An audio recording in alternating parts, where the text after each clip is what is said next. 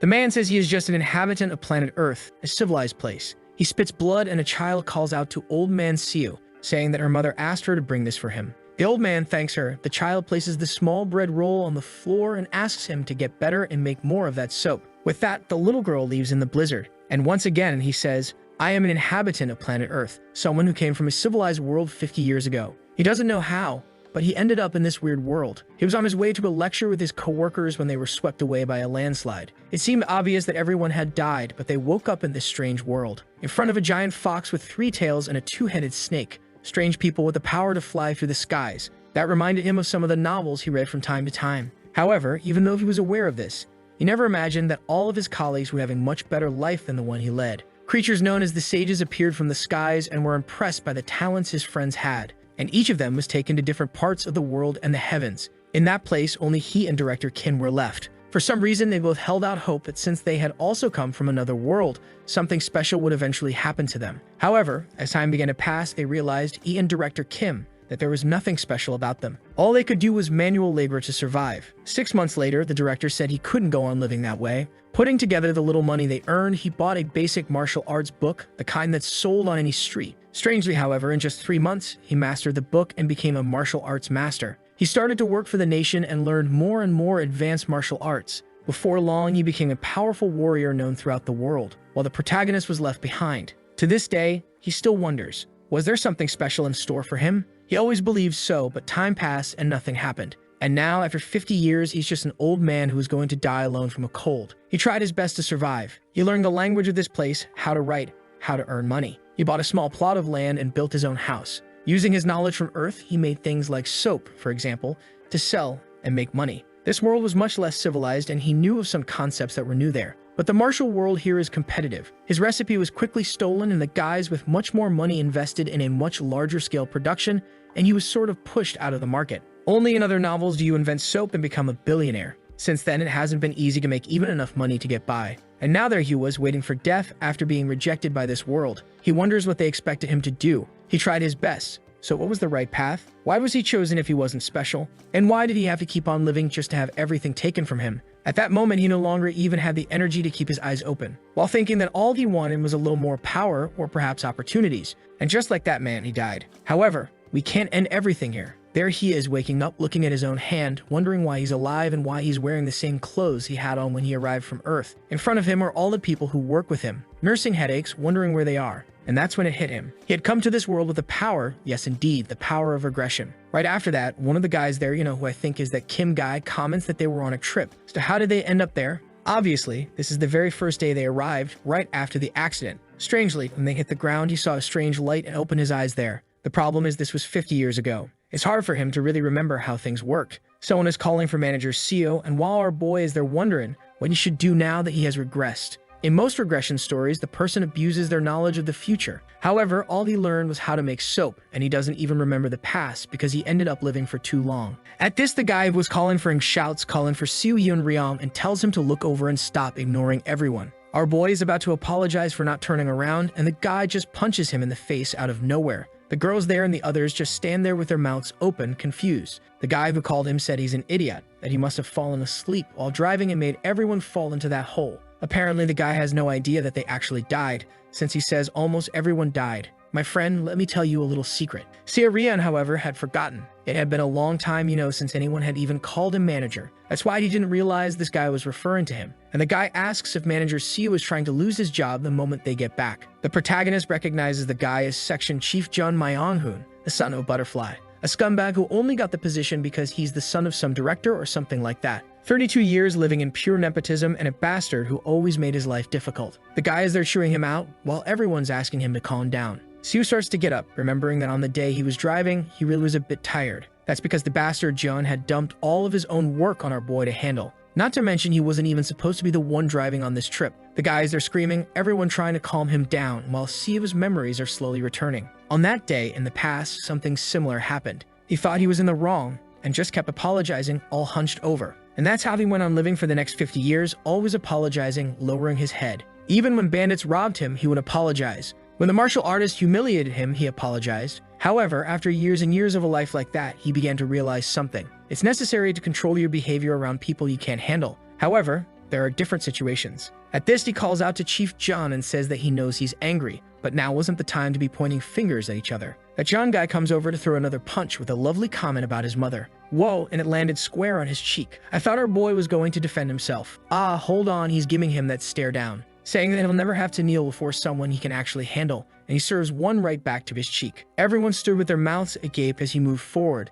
saying that in his past life he had been beaten by countless martial artists, an uncountable number of times. He lands another direct hit and he remembers. The bandits were much more aggressive and he would get beaten up even for just gathering herbs on the mountain. The same thing would happen when he didn't pay his taxes. And now there he is, beating the hell out of the guy. In this violent world, he had managed to gain something that these people at this moment did not have. He knew exactly how the human mind worked. The moment you land a punch right in the eye, fear is amplified. After taking a few more, only 2 words instinctively leave the mouth. Right then, John, trembling all over, just utters the famous line, "I'm sorry." The protagonist might not have the mythical talents that those sages from the heavens seek, or the martial prowess necessary to become famous in this world. However, he did have the ability to change his destiny. That fool John is there with his hands on his head, completely subdued, while the others call out to CEO and ask him to calm down a bit, How could he beat up his coworker like that? Our boy immediately plays the normal person card, saying that he accidentally lost his head and offers a sort of apology. Manager Kim says that there's no point in apologizing to them. That John guy might have crossed a line, but he went too far by pummeling the guy like that. CEO knows that of all the people there, the only one who will sort of stick with him is Director Kim, so he kind of agrees with the guy. This man is going to become one of the strongest martial artists as soon as he starts learning. So he has to support this guy and stay close to him. Obviously, this was all just his plan for now. He goes over to John and apologizes, saying that he really did overreact. John looks like he wants to say something, but one little glare from him and the guy turns away, crapping his pants. Kim takes a look at the forest there, and says they have to get out of this place and find a village or something of the sort. Siu knows that's the logical thing to do. However, it's a shame that logic doesn't work in this world. This was the world of immortals, where everyone is trying to secure their own immortality, and the only rule that exists in this place is that the strong devour the weak. Anyone in this world with a sword in hand will fight for fame and honor. The name of this forest is the Path of Ascension. Unfortunately, there is no nation, village, or anything nearby. At this, he calls out to Kim and says that the sun will be setting soon, so maybe they should make a camp in a safe place. The man agrees, saying he's right, but wants to know, where's their car that was full of supplies? If they could find that, they could survive easily. Our boy already knows it's a shame, but that car will not be found under any circumstances. The problem is they won't believe him if he just says that. He can try to convince these guys that it's impossible to find the car. He has another plan. He says that the best idea for now is to split up. One team looks for the car while the other team sets up camp. That way they secure both opportunities. Since it's a logical decision, everyone ends up agreeing and night falls. Obviously, they didn't find it and they built a campfire. The blue-eyed girl, whose name I still don't know, wants to know where the car is. They were in a landslide. So where did the thing end up? Kim and everyone else comments that nobody has a clue. She's asking the wrong person. Everyone there is lost. The group is eating some kind of chestnuts, which are pretty tasty, and Siu says he found more on the way, so they don't need to worry. At this, the manager praises him, saying that the situation is very difficult, but thanks to him, things aren't getting too complicated. Ever since the company, he knew he was a person they could count on. And now he remembers that he was probably very tired since John had dumped all his work on the boy. The other girl with the yellow eyes says that the manager has indeed always been very diligent. The little devils are all laying on the prey, it's right? It's a shame he already knows these wretches are all going to abandon him.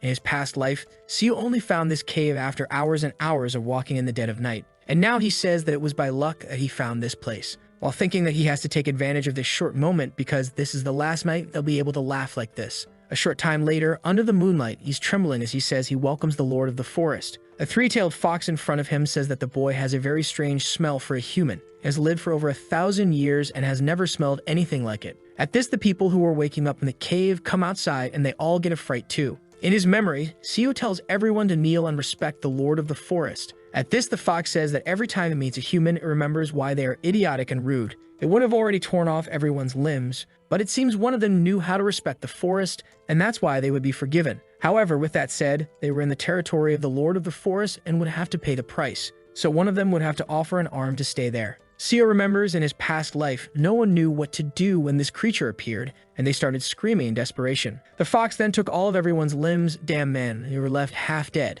At least this time, the fox seemed to be appreciating the way he acted. The creature, however, licking its lips, wants to know who's going to give an arm. Siu had already seen everyone lose all their limbs in his past life, so this wasn't such a big deal. A single arm from one person was a small price. Besides, those guys would arrive suddenly and heal everyone. That's how they survived. Not to mention, knowing that something like this could happen, he had even prepared an herb that helps reduce the pain. And at this, with sheer guts, he says he'll offer his arm. Everyone is startled, and the fox doesn't hesitate for a second. It just goes and takes a big bite, man, and pulls the boy's arm off. Everyone there feels the pain, and he immediately goes to get the herb. While he eats, the fox then says it thought the taste would be different because of the smell, but he was really identical to any other human. In fact, it was even worse because he seemed to have very impure veins. Siu, completely wrecked, apologizes for the offering not being good enough. But at this, the fox turns and says it would let them stay for 7 days in its territory, and no one there would die, thanks to its divinity in this forest. It leaps away and is gone. The rest of the group come calling for Siu, asking if he's okay. He says he is and asks for help to get to the cave. Since he was the first one to encounter the fox, he says he talked with it before they arrived and learned a little about this world. He reveals that they are no longer on Earth, and at this, everyone is scared, saying they never imagined something like this had happened. But considering they saw a 3-tailed fox,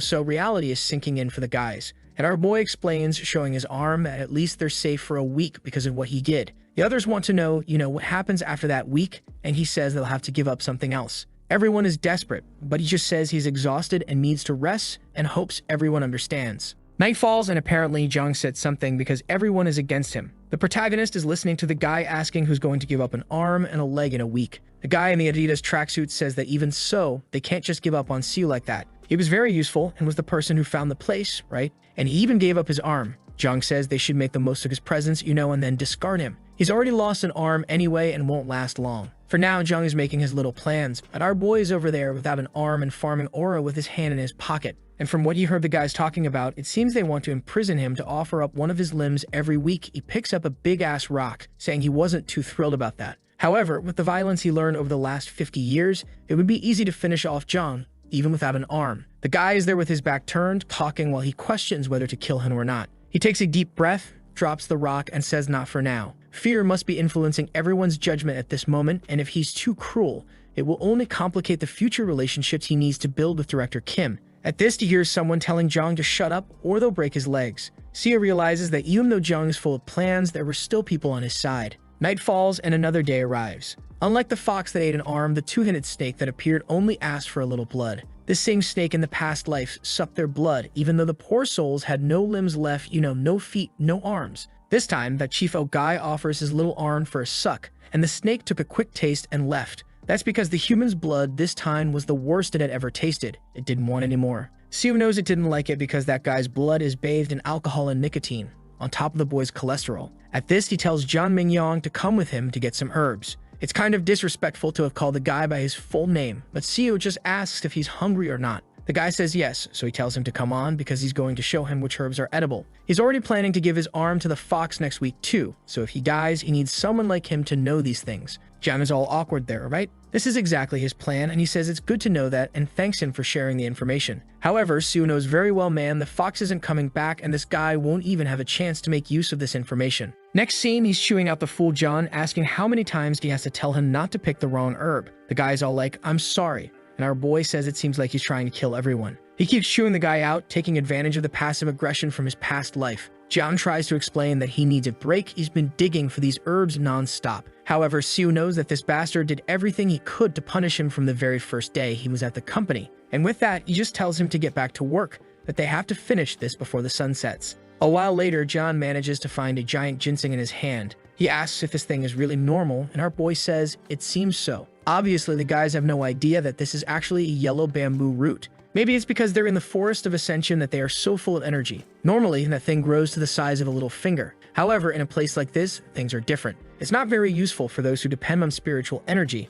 but for those who rely on physical strength, it's perfect. Seeing that the harvest is going well, John gets excited and already wants to know how much more they'll find. A while later, looking at the horizon, Siu knew the time was coming. A bright explosion happened in the sky. John fell face first to the ground. Everyone is writhing with their hands on their heads. What's going on? Some guys appear in the sky, saying it's a surprise but found so many talented people. The one in the background in a yellow robe tells Byulko to disappear because they belong to him. The guys are all arguing there while Kim wants to know who they are, what's going on. The one in the black robe comments that only 3 of them had spiritual roots and the rest seemed like normal mortals. He extends his hand, making a golden ball, and throws an attack at Jun. The old man appears excited, saying that the boy really did have the power of the golden thunder. The one who looks like a woman with black lipstick, who I don't know if it's a he or a she, says it's his turn now and plays a little tune. Right then, the blue-eyed girl starts to writhe in agony, screaming desperately, while the other one celebrates, saying she found a perfect immortal route. The muscular guy puts his hand on the shoulder of that chief oak guy and says he has a sacred body.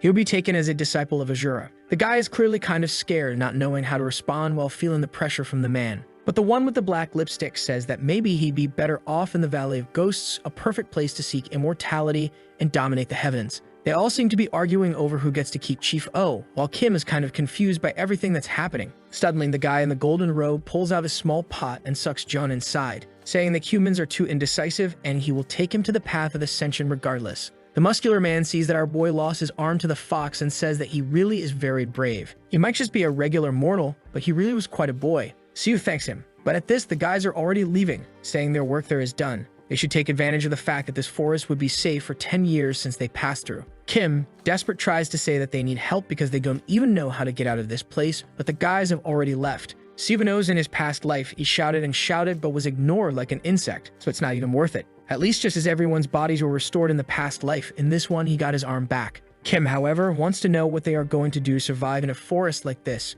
Strangely, a bunch of stars seems to be heading in a certain direction, and he wonders why. The next day, inside the cave, the girl is suffering, spitting blood. The other one there in the green clothes, I already realized that these girls must not be important, because I still don't know their names. She comments that her friend there in the pink clothes is not doing well. What do we do? Siva just asks to wait a little longer. What if someone shows up to heal her, right? It would be a huge coincidence. The group finds it a bit strange, but right then, someone enters the cave and says that them suffering in this place were like ants trying to defeat a dragon. Kim asks who he is, and the man introduces himself as the Sea Dragon King Si-Huil Nice-Sing, first name is our Make Good Idea author. He comments something about controlling the storm and says he saw it was raining here, and that's why he came to this place. The girl lying on the ground somehow used some kind of magic to create this. He finds it strange because she looks like a normal woman, so how could she have so much power? Besides, she wasn't even consciously manipulating the weather, which was even stranger. Sio says that they are the ones who are confused. They arrived in this place not long ago, and powerful people like him keep showing up all the time, because it seems like they are taking his companions. The so-called Huil laughs and says that apparently some colleagues had already arrived there and seen potential in the group. It's almost ironic that now, conveniently, he has also appeared in front of this woman. He then asks if the mortal understands where he is. This was a place known as the Path of Ascension, the perfect passage point to the upper world, and in a few months, the Gate of Ascension would open there. It's something that happens once every 1,000 years. And because of that, countless creatures and people gather in this place to try to pass through this door. And that's why so many strange people are showing up in this place. Sio says he understands, while Kim wants to know why the rest of his colleagues were taken into these sect-like things. Will says that it's really difficult for a mortal like him to understand. For people in this world, it was common to possess magic to increase or decrease the size of things. And probably the guys who took his friends have their entire sect and group inside one of these objects. Their plan is to cross the gate carrying everyone. He himself inside this object as the Sea Dragon's castle stored away. There, more than 8,800 dragons were sleeping. Now, I don't know if he means dragons as in the creatures or dragon members, right? Because he says there that the girl is very peculiar. If she joined the group, she would have the chance to become something extraordinary. Kim asks him to wait, saying he can't just take the girl like that. But suddenly, he just falls to his knees and his eyes are almost popping out of his head. Will just says he will give his blood to her and accept her as part of the group. This was the best solution for everyone there. Furthermore, he will advise them to never get in the way of the intentions of the people in this world. Damn, the boy's head is about to explode and our poor protagonist got caught in the crossfire. Will leaves, saying he is being merciful. Most people would have killed him. With a big thunderclap, he flew off on the dragon, stylish as hell. The next day, everyone was kidnapped. Oh no, only this one is left. We still don't know her name, man. She's laughing like a maniac, saying, what a mess. This world with its dragon business, colleagues being taken away, people flying, what the hell is this? This would probably be my exact same reaction as Siu gently pats her, telling her to calm down. She, however, just begs for our boy not to be taken away too. She wouldn't be able to survive in this forest alone. However, he just thinks it's a shame, but their time is up. Suddenly, she begins to writhe in agony, puts her hands on her head, and says something is coming. Kim runs to help, but she says it's too late, and whatever it is has arrived. Out of nowhere, an old man on a mechanical Oni lion appears. Good heavens, man, that one came straight out of ChatGPT. Make thee, and the old guy wants to know how there are mortals on this path. However, he comes to his own conclusion, saying that the place is unstable because of the opening of the gate. That must be how they ended up here. Now he wants to know from the mortals who emitted that vast consciousness. He felt a strong presence, as if it were one of the sages from the upper realms descending to earth. And for some reason, he believes it's the girl. The old guy asks the other man to stay there, wanting to know who he is, and warns him that she is their colleague. However, the old man just gives him one look, and once again, Director Kim is attacked. Oh, the poor guy, man. Every person who shows up beats him up, my boy. It's a good thing our boy cushioned the blow so the guy wouldn't die, but geez, his ribs got torn up, and the not all peculiar old man went over, took the girl's face in his hands, and said the child will be taken with him. She might not have a good foundation, but with the talent she possessed for consciousness, he can awaken her power. She's crying, calling out for the two of them, but the guy says it's best for her to abandon these connections with the world,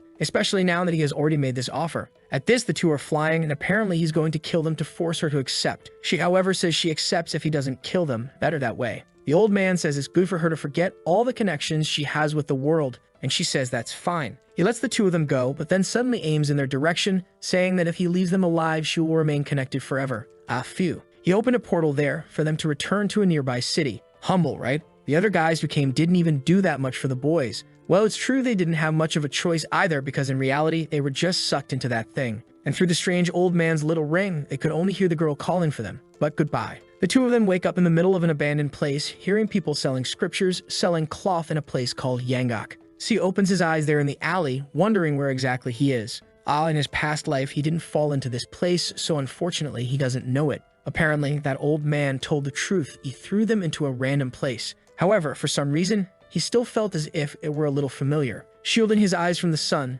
he finally recognizes the place where he had once lived for a while. The famous capital of Wangwa, the city of Sukyam. From what I've understood so far, our boy has no powers at all, except for the fact that he can regress. So it's the competition of the talented against the boy who goes back in time. A short time later, they're still in the alley talking, and the old guy says he can't take it anymore. He's going crazy. Siu comments that he feels the same way and wish he could wake up as if it were all a dream. The poor old guy scratches his little hair and says that now they're screwed, only the two of them are left. At least maybe they should be relieved, right? That they weren't taken by those monsters. Siu, however, doesn't think the same way. He may have gone back to the past, but he remembers that following this path, he was nothing more than an herb collector who got beaten up every day. He then says that whatever the future holds, they can't just stand still in this alley forever, so at least they have to get out of there. The city is vast, but Kim doesn't understand anything these guys are saying. It seems like everyone is commenting about them, since they're kind of being stared at, but he has no idea what about. At this, Siu says they're commenting that the clothes they're wearing are funny.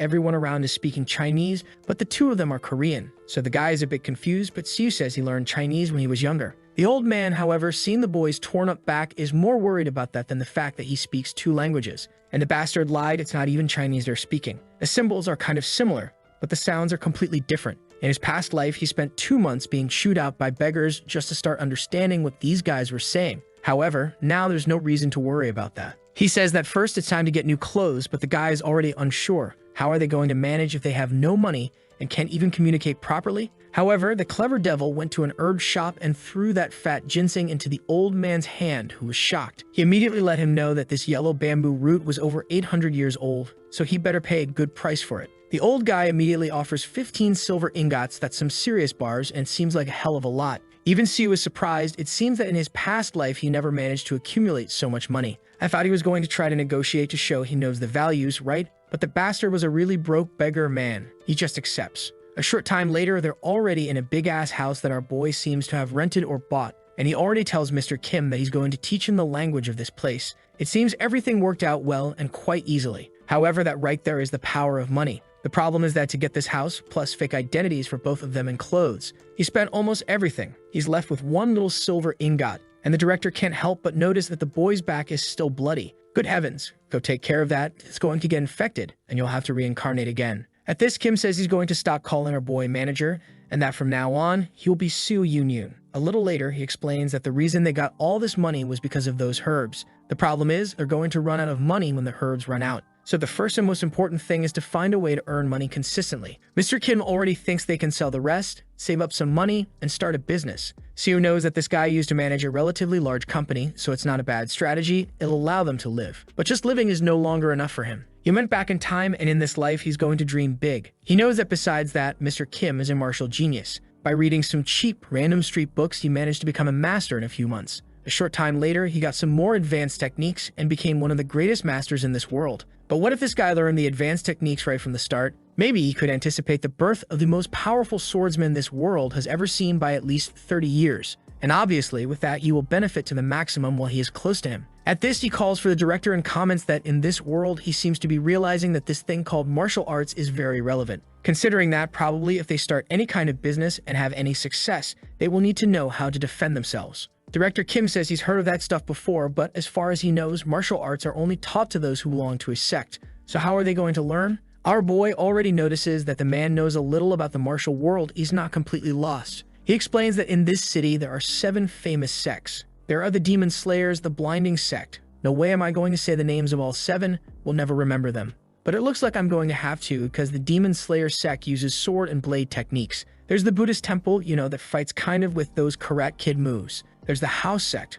which are the smart ones, and the sect of the 7 mysteries. It seems 3 of these are demonic sects, and not much is known about them, other than the fact that they have proficiency with witchcraft. And obviously, they do a lot of illegal things. He asks which of these Kim seems to like the most. Gu replies that he likes, obviously, the Demon Slayer sect. A true master in a place like this has to use a sword and learn blade techniques. Kim is impressed. He didn't even need to convince this guy to follow the exact same path he took in his other life. Kim wants to know, however, how does he already know all this? Our boy says that when he was negotiating and getting the identities, he overheard some guys talking. And man, our first time skip happened. 3 months. In front of the sect, the guys ask what they're doing there. Our dear CEO there on the left and says he brought his older brother, who is interested in learning martial arts. The Rock in a Goku outfit doesn't seem very excited about it. However, he sees from their clothes that the guys must have a good amount of money and they're in need of it. Even so, he apologizes and says that learning martial arts at this age would be almost impossible. Our dear CEO insists, asking to at least see someone from the higher ranks, already slipping him a coin.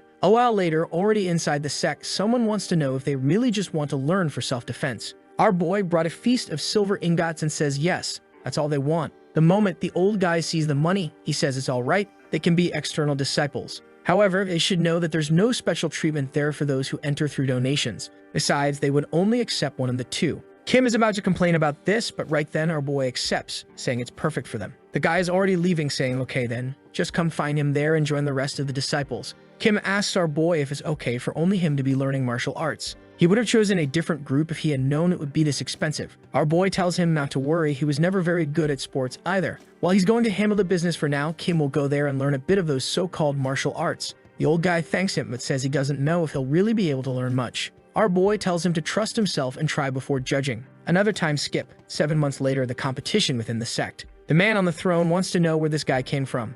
Obvious, it's Mr. Kim who has crushed all the disciples who have been in this sect for years. Mastering a martial art means understanding its true meaning and aligning your body with it. Someone with low knowledge at best becomes a third-rate warrior. And to advance from that point on, you need more and more knowledge. The guys attack him, saying he's an outsider and will never beat them. Obviously, more knowledge means you've invested more time and also put in more effort. However, certain people had enough talent to laugh in the face of all this knowledge business. They had enough talent to advance through numerous stages at once. The Demon Slayer sect is already famous for having numerous members like that. But for the first time, an outsider appeared and killed all of those so-called great disciples. In just 7 months, Director Kim became a first-rate warrior who had mastered absolutely all the techniques of that place. The old guy bites himself. He doesn't understand how it's possible for someone to evolve so quickly. To force something like that, they would need to gather countless martial artists to support someone. Not to mention that this guy is an outsider who has never had any contact with martial arts. So how did this happen? It was as if the very tradition of that place had kneeled before this man. Whoa,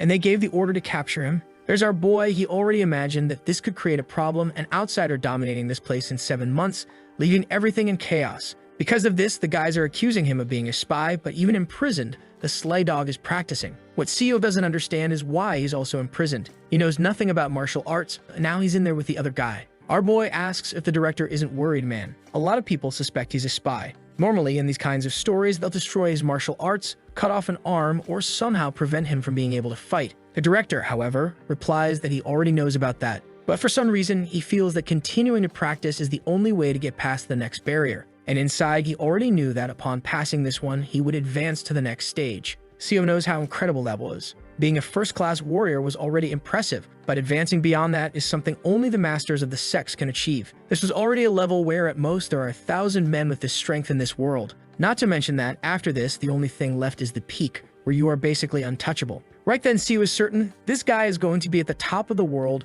not 30 years earlier than he imagined, but about 40 years faster. 7 days later, there's Manager Kim with little flowers flying around him, absorbing energy as CEO already knows that this is the key that only appears in martial artists nearing the peak. At this, Kim stands up, announcing that he has crossed the barrier and now he's no longer afraid of this sect's leader. Our boy praises him, says his talent exceeds what he expected. The old guy says he's also impressed with himself. He didn't imagine he had this kind of talent. Maybe it was because when he was a child, he read countless martial stories. Right at that moment, some guys rush in, announcing that the time has come. They had received orders from the leader to destroy his energy core. That's because they are now certain he's a damned member of the demonic sect. Kim gives them a look and our boy, tries to calm everyone down, saying he already confessed that no one there is a spy. The guy just tells him to shut up and punches him in the face, warning that he's already heard them talking in that coded language and is sure they are not honest people. However, at this, Kim has already drawn his sword and slash, his hand is cut. The cut was so precise that he didn't sever the hand, but he disarmed the guy. And the bald guy warns that he's already made it clear this was his first sect.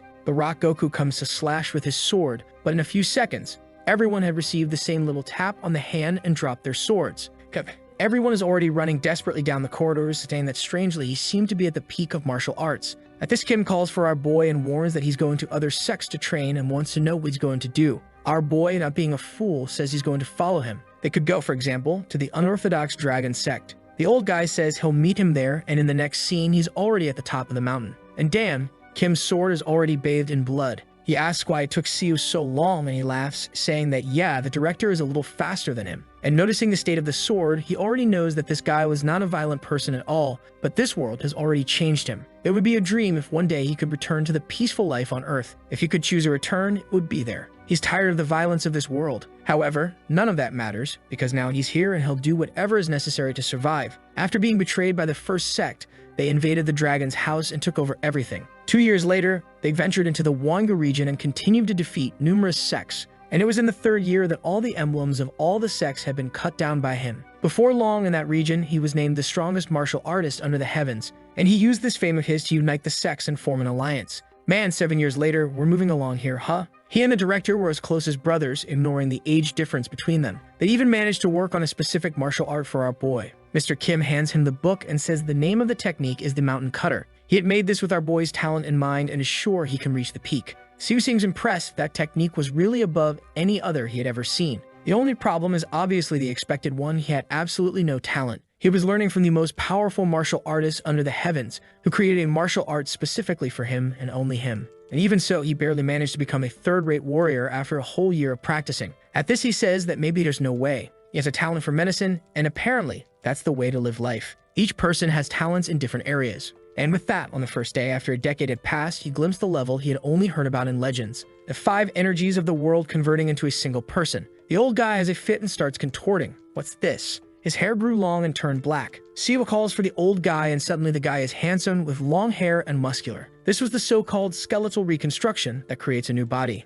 Next chapter, our boy says that the guy, is looking younger than him, and Kim responds that he really does feel full of life, as if he could do anything. Our boy congratulates him, saying the world is going to be scared of this skeletal reconstruction. At this, Kim stands up and says he'll have to pass on the succession of the martial alliance to someone else soon. Our boy wants to know who he's thinking of, and the guy says that there are some talented people, but no one really understood the essence of martial arts. Seo comments, that he's the only one extraordinary enough to know what that really is. If he's expecting to find another genius like himself, it's going to be difficult. Kim, however, looking out the window, said that even when trying to lower his expectations, there was no one who was worthy. And we've jumped forward another 15 years. It's been 35 years since our boy began his life on the path of ascension, and now he's already 65 years old man. He's curious to know what Kim is doing. A year after the skeletal reconstruction, he passed on the position of leader to someone else and left. He wanted to be able to retire with that guy, but he had to stay in this place to take care of the strategic part of the alliance. Kim said he'd like to travel through this world much more. Maybe that's why he couldn't come to our boy's retirement ceremony.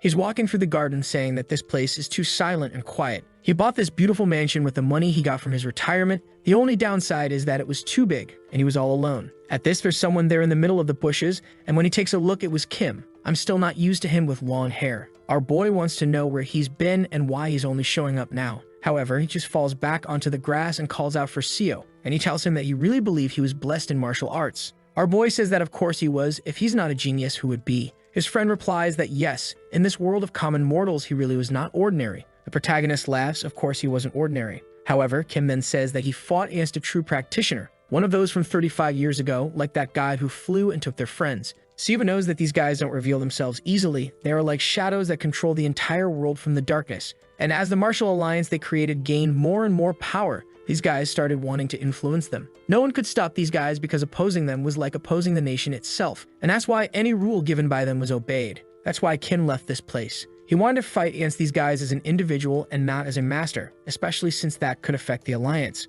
Kim then says that they were extremely difficult to find, but he located one. Most ignored him, saying he wasn't worthy of a fight for being immortal. They all disappeared, used illusions, and none of them wanted to fight. However, 5 years ago, he finally got a duel. Siu asks if he won, and the guy says he won. The protagonist praises for not being the leader and doing this, otherwise they would have paid the price. Kim then says that he put his whole life on the line in the fight against this guy, and all he managed to do was a small cut on the tip of his finger. The truth is, the guy made a bet that if he made even the slightest cut, he would theoretically win, so that's kind of how he was considered the winner. Steele right then says this guy must have been one of the top 10 strongest, something like that. However, unfortunately, that wasn't the case, man. He was actually at the stage of one of the weakest. In comparison to mortal martial artists, this guy was basically like someone who just entered the second stage, extremely basic. Siu says that's impossible. He already knew that in his past life, these guys were ridiculously powerful creatures. However, he's sure that Kim is someone who has reached the pinnacle of humanity. He could deliver numerous cuts while seeming to float and was untouchable.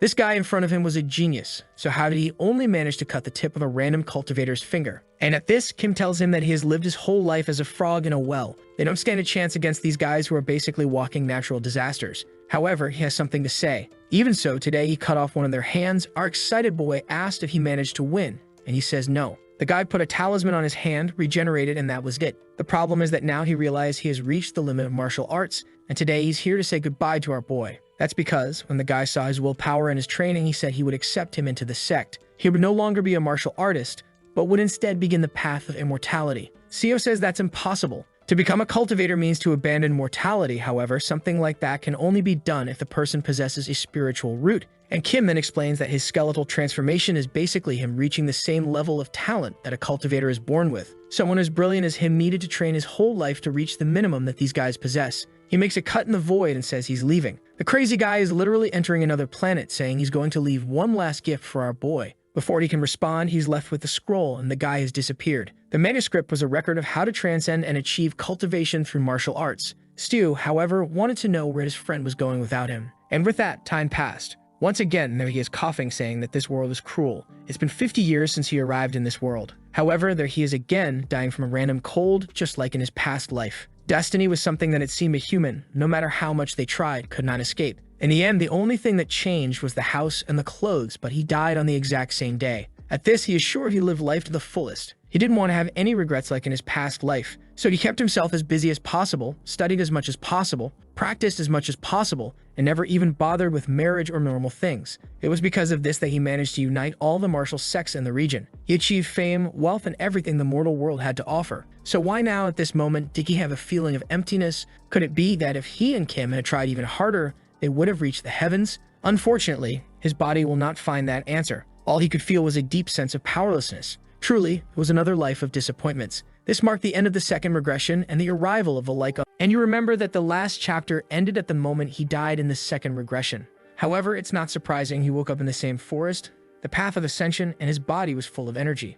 In other words, his regression wasn't just a one-life thing. At that moment, that bastard with brown hair shows up and slaps him again, calling him a son of a... However, this time, Siu easily dodges. The guy is trying to hit something no matter what, but Siu is just wondering, why did I regress? I have a new body, yet I'm full of energy. Clearly, a new opportunity should be something good. But what happened to the things I built over the last 50 years? Ma Yonghan keeps cursing, saying he's a bastard who almost killed everyone and still has the nerve to dodge like that. However, Siu just keeps staring, wondering if this was really something good, and soon he says no. In fact, this power he received was more of a curse, one that denied him the meaning of life. Of course, some regressions would be wonderful, and he would be grateful for that opportunity, but what if he gets stuck in this forever? He would be trapped in the wheel of fate, forced to suffer until the end of time. Not to mention that he no longer knows anyone from the people he met in his past life. That's because in front of him now are completely different beings who, no matter how much they share the same appearance, are not the same as before. Even Yang Hun, whom he considered his own brother. That guy no longer exists in this world because the Yang Hun who was his friend went through countless experiences that shaped him. With that, he tells Jin to calm down and asks what getting angry like that will help. The dude is saying he's a shameless son of a... However, Siu just reveals that it was Ma Yonghan who should have been driving. But the protagonist was forced to drive even after having a bad night's sleep, since that damn Ma Yonghan also dumped a bunch of work on him. Besides, who could dodge an avalanche on a narrow street? It would be good for him to stop pointing fingers and start thinking about what they can do. The fool is there exhausted and panting, unable to argue anything. And in that, the protagonist calls for the director and says he will look for a place for them to stay before the sun sets. Everyone was supposed to go look for the car or a way out of the forest. When it starts to get dark, he will light the campfire and everyone should head in that direction. Night falls and the protagonist wonders if it's worth connecting with these people in some way. As always, he will be alone in the end. Already in the cave, the campfire has been lit and everyone is sleeping on the ground.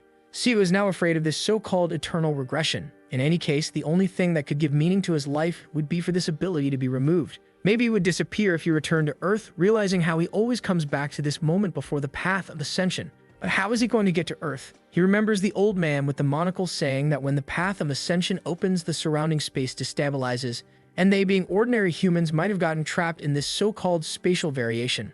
At that moment, the protagonist imagines that this opening of the ascension gate must have something to do with the fact that they were thrown into this world.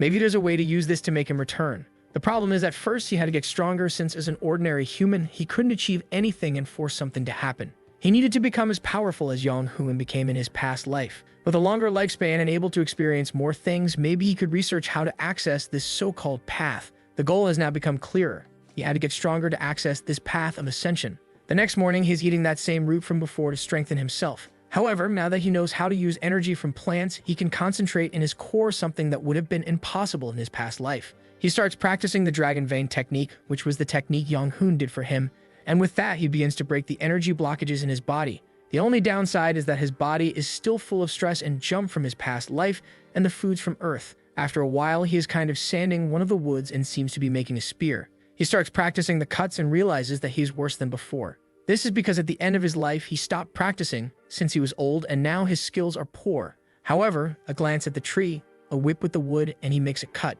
Even though his skills were mediocre, growing the Mao would just be a matter of time as he remembers a lot. However, Manager Kim sees this right away and wants to know how he did something like that. How did he make a cut with a twig and slice a tree? Siu gives a curious look while thinking that the guy who will help him become powerful has finally arrived. He then asks if Director Kim wants to learn. The damn bald man finds nothing suspicious and just says yes. But buddy, you just came from Earth. You should find it strange that this kid is tearing apart a tree. However, the scene shifts to the same old thing. The fox approaches, saying that humans are disgusting and are bold to be in her forest. Siu has lived so long that he even forgot this damn thing would show up. In his first and second lives, all he could do was take the bite, blood gushing, and the fox taking his arm. He blocked some points just to lose less blood and feel less pain, but there was nothing he could do. The people ask where he is going, but the protagonist walks calmly towards the fox, knowing that in this third regression he was also weak. The truth is that in his second life, he swore he would reach the level of convergence of the 5 energies. However, even after hundreds of years training with the most powerful martial artists, he barely managed to reach the first level. The truth is that his martial talent is irrelevant compared to the people around.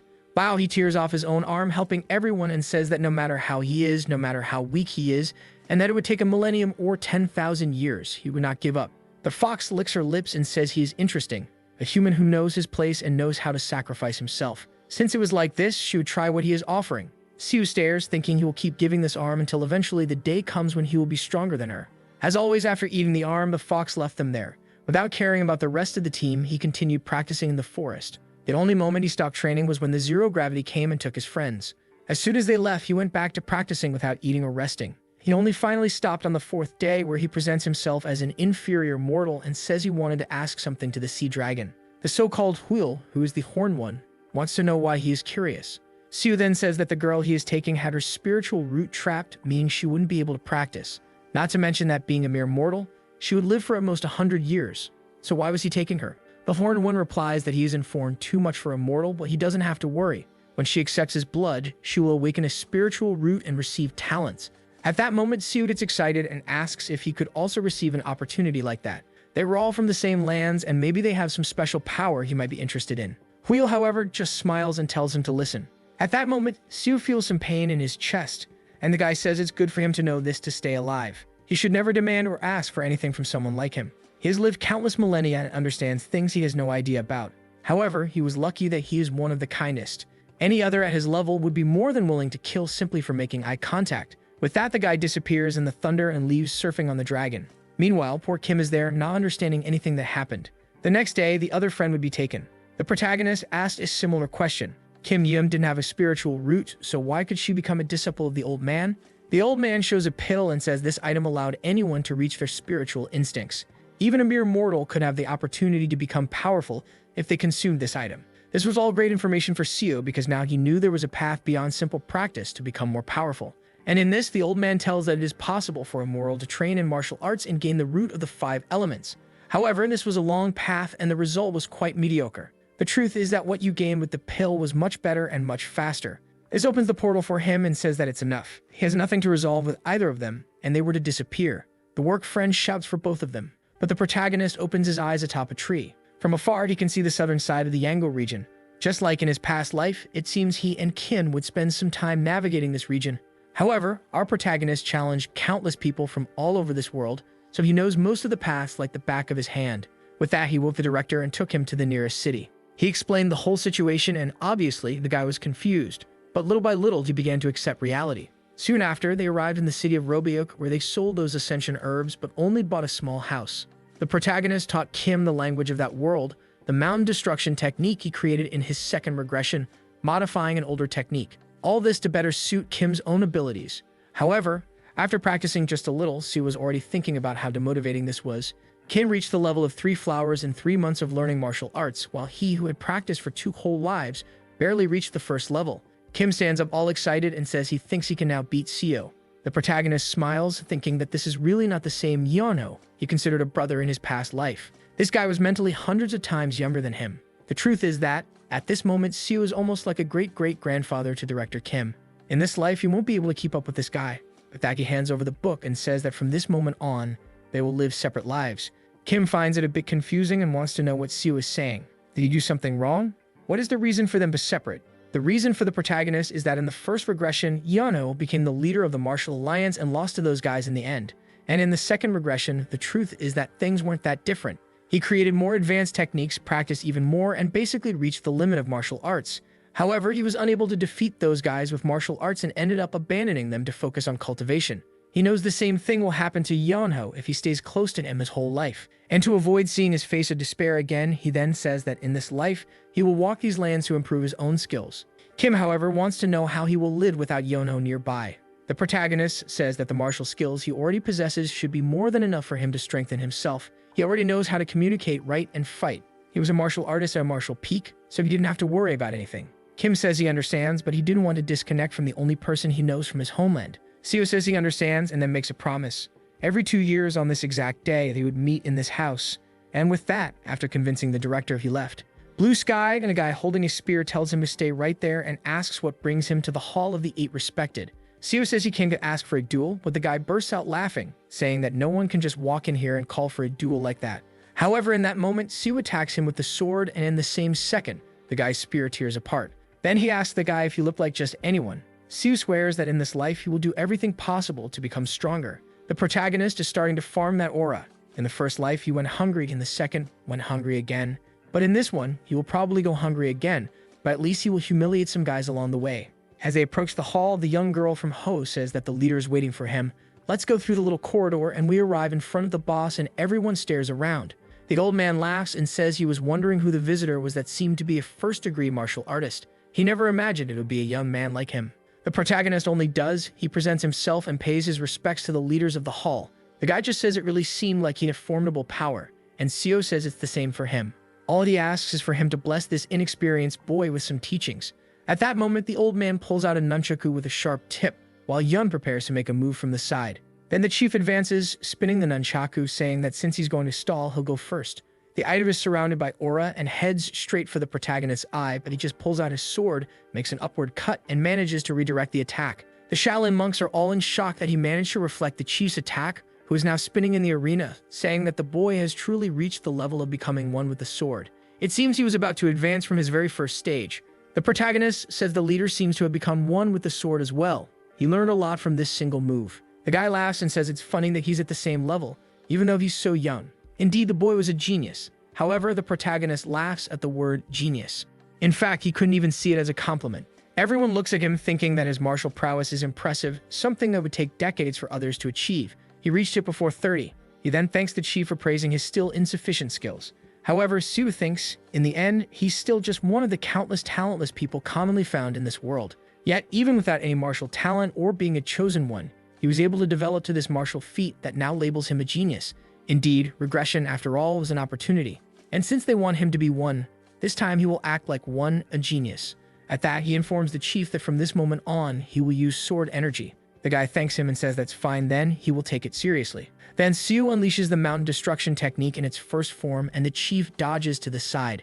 He attacks again with the second form, entering the mountain, the third form ascending vein. However, the chief activates the energy around the nunchaku, and then he performs a series of strikes, which the protagonist defends against. Meanwhile, the guy is trying to understand what kind of kid this is who isn't even 30 and has such monstrous martial skills. At that, the protagonist moves to his side and activates the seventh form of the mountain's depth, and one of the cuts seems to hit the chief's face. The Shaolin monks copy and paste, all shocked, saying it's impossible. How could the leader be pressured by a kid at this age? At that, Seo is already delivering the 12th form, forcing the chief to retreat. Meanwhile, the people in the audience say it's not just speed. Clearly, the boy's sword carried an absurd power behind it. One of the attacks hits, filling the nunchaku, and the chief trembles and looks scared. At that moment, Seo thinks it's time to end this. He jumps into the sky, activating the 7 lights technique, and suddenly, a bunch of shining cuts appear, and the nunchaku is torn apart. The chief looks completely shocked, the Shaolin with his mouth agape, and with that, the guy just falls to the ground and says he lost. Instantly, Sue bows and thanks for the opportunity. He turns and walks away. Everyone is in shock. He walked through the middle of the sect, and everyone watched, whispering and commenting. At least he didn't suffer any ambush because of this. The House of the Ape respected was an orthodox sect then. They followed traditional methods and the moral code. Obviously, Sue, however, wants to go to the unorthodox sects, basically the outlaws. The first goal in this life was to walk everywhere and reach the martial peak. On a mountain, the protagonist recounts that he ventured through numerous medium-sized cities throughout the Suking region. Among these, he also lost at the Ilmul sect and the Haiyang sect. He couldn't win. However, he won in Geju and Yango, and now he's at the Hojang sect, delivering a cut to the captain in the purple robe, who is thrown back, falling to the back of the room, unconscious. The old man laughs and says he must be the so-called first-class martial artist who has been challenging numerous places. Indeed, he is a skilled boy. Seo thanks, saying that he has been learning a lot because of these fights. But then the lamp group appears, and the chief says that he will now have to face 10 elders. At that moment, Seo realizes that this is how an unorthodox sect takes revenge. He then says he thought that duel had ended with his victory. He has never heard of consecutive duels, especially one where a person goes against 10. The chief laughs and says it's funny that he has never heard of something like that. Seo then responds that if other sects find out how they operate, the name of Hoyang will go down the drain. However, the chief says that what happens in this duel is that he suffered a small cut, and that cut got infected and he died, unfortunately. The sect took good care of the boy who tried hard to live. But no matter how much everyone did their best, he ended up dying. Unfortunately, as a dead man, he won't be able to deny anything. Seo is already surrounded and sees that these bastards are crazier than he imagined. The chief once again says that his death here will allow their reputation to remain intact. But this is when Seo smiles, thinking that this is exactly why he came to this place. He then says for them to attack. He will accept this ridiculous duel. Everyone advances while he thinks that the moment has come to gain true combat experience. The scene shifts to night in a bar. Everyone is drinking and talking about the martial artist who dared to challenge Hoyang. It was a shame that such a talented boy had died like that. The Mohawk guy said he was crazy too to challenge such outlaws. The white-haired guy laughs as well, saying he was too naive. As if things always happen the way you expect. The other one standing says that all the boy did was accelerate his death thanks to all that arrogance. Hoyang may have the name of a sect, but everyone knows that it is actually a group of bandits. It was a shame that, at that moment, the boy's body should have already been buried. However, someone steps into the hall. One of the waiters turns to welcome him, and it's Seo, completely drenched in sweat. Seo, all cut up, asking for a bucket of instant noodles, please. The guy, completely at a loss for words, just says it's fine and asks him to come in. As Seo stops and the three fools are all there now messed up, no one says anything at all. However, the truth is that those bastards almost really killed him. Not only was it 10 against 1, but their blade was also poisoned. The lucky thing is that during the time he worked in the upper echelons of the Alliance, he learned numerous medical techniques. If he hadn't taken the healing pill at that moment, he would have really died in that room. And as soon as he killed the 10 elders, the old man shouted for everyone to kill him now, no matter the cost. At that, all the Alliance members advanced in battle formation. In the end, to survive, Seo had to fight like an animal. But there he is, alive and calm in the bar. Right after he stabbed the leader in the chest. He didn't kill everyone in the room, but he cut their tendons. In other words, no one will be able to come back for revenge, as they will all be crippled for the rest of their lives. At this, he notices that the Rachi was shaking a lot. He took so many stimulants that it was impossible to relax at that moment. Probably, with the amount he took, he won't even be able to sleep for the next few days. Maybe it was the perfect moment to challenge an orthodox sect. He finished eating, grabbed the sword, and walked out. At that, the legend began to be told. Immediately after his victory against the Homiang sect, the young martial master ate a bowl of instant noodles and continued his journey. That insane event began to spread his name throughout the people, and a certain rumor began to spread through Seogi. Shortly after, people started calling him by his new martial title, the Spirit of Infinite Fight, Seo Yo-hyun. His name has swag, the Spirit of Infinite Fight. He goes around fighting. Okay, I respect that. The protagonist knows he doesn't have that much talent. His goal is to reach the martial peak and as far as possible. That's why he needs to keep fighting and fighting, constantly challenging the limits between life and death. For an ordinary man like him to break through that wall of talent, he would have to be a madman. Those without innate potential were forced to embrace insanity. It was the only way a talentless man like him could achieve the power of a genius, and so he traveled to countless regions of Yango, fighting dozens of duels every day against both orthodox and unorthodox sects. 5 years passed. An explosion occurred in the middle of the courtyard. The protagonist jumped, activating once again the mountain-destroying technique. At that moment, his ki was moving in a fluid manner, yet at the same time, extremely destructive. That technique was like the very heart of the sky itself. The ki of the sword took the form of lines, something that could only be used by those who had reached the peak. Just trying to form that for a brief moment left his mind utterly exhausted. However, if he couldn't achieve this, there was no way to reach his dreams. At that moment, a guy came from behind delivering a sword strike. Sue turned around, managed to defend the attack, the energy dissipated on the blade, and the whole place exploded. The poor guy was thrown against the wall, realizing that the key of the sword he struggled to maintain had been destroyed in a single attack. Then someone emerged from the smoke, saying they expected more from the so-called infinite fighting spirit, Seo. However, this time he had won. Obviously, it was the damn director Kim, the strongest man under the heavens. The protagonist got up, realizing that this bastard truly had incredible talent. He congratulated his friend, saying he had indeed become much stronger since the last time they met. Sue noticed that the bastard had already undergone skeletal reconstruction in 5 years. Looking at his hand, he wondered what he had been doing all this time. He was still the same first-degree martial artist. Truly, the lack of talent revealed the worst in people. Shortly after, the director said that after reaching the level of conversion of the 5 energies, he realized something. He had become the strongest man in Yango, and no one could withstand a single attack from him. That's why, as the most powerful man, he was thinking of creating an organization and wanted to offer a seat. Seo, however, cut in and said he was fine. He preferred to live as he had been living. While remembering that this guy in every life always became obsessed with becoming the master of an alliance. However, if he accepted this offer, he would become the vice leader, but in reality, he would work more as a strategist, something he had already done in his entire past life and wasn't interested in. This was because every second he had to practice and reach the martial peak was far too precious. After much effort, Seo managed to decline the organization's offer. But then Kim began to insist that since he didn't want to be part of the association, he should accept one-on-one lessons. However, Seo simply replied that no matter what the director offered, he would not accept. And the reason was quite obvious. He had already learned everything possible from this guy in 2 lifetimes. What he truly needed was real experience. He remembered that in his past life, Yin Wu said that at the end of the first stages, you should face as many real battles as possible. And that's why in this life, he decided to simply watch his friend's saga from afar and continue his own endless journey for battles alone. With that, 20 years passed. Kim arrived in front of the same house and said that this time he looked pale. At that moment, Seo finally realized. His talent was that of someone who had truly been abandoned by the heavens. Kim said that even with infinite training, he still hadn't managed to improve his prowess. Seo said that his knowledge of blade energy exceeded that of any martial artist at his level.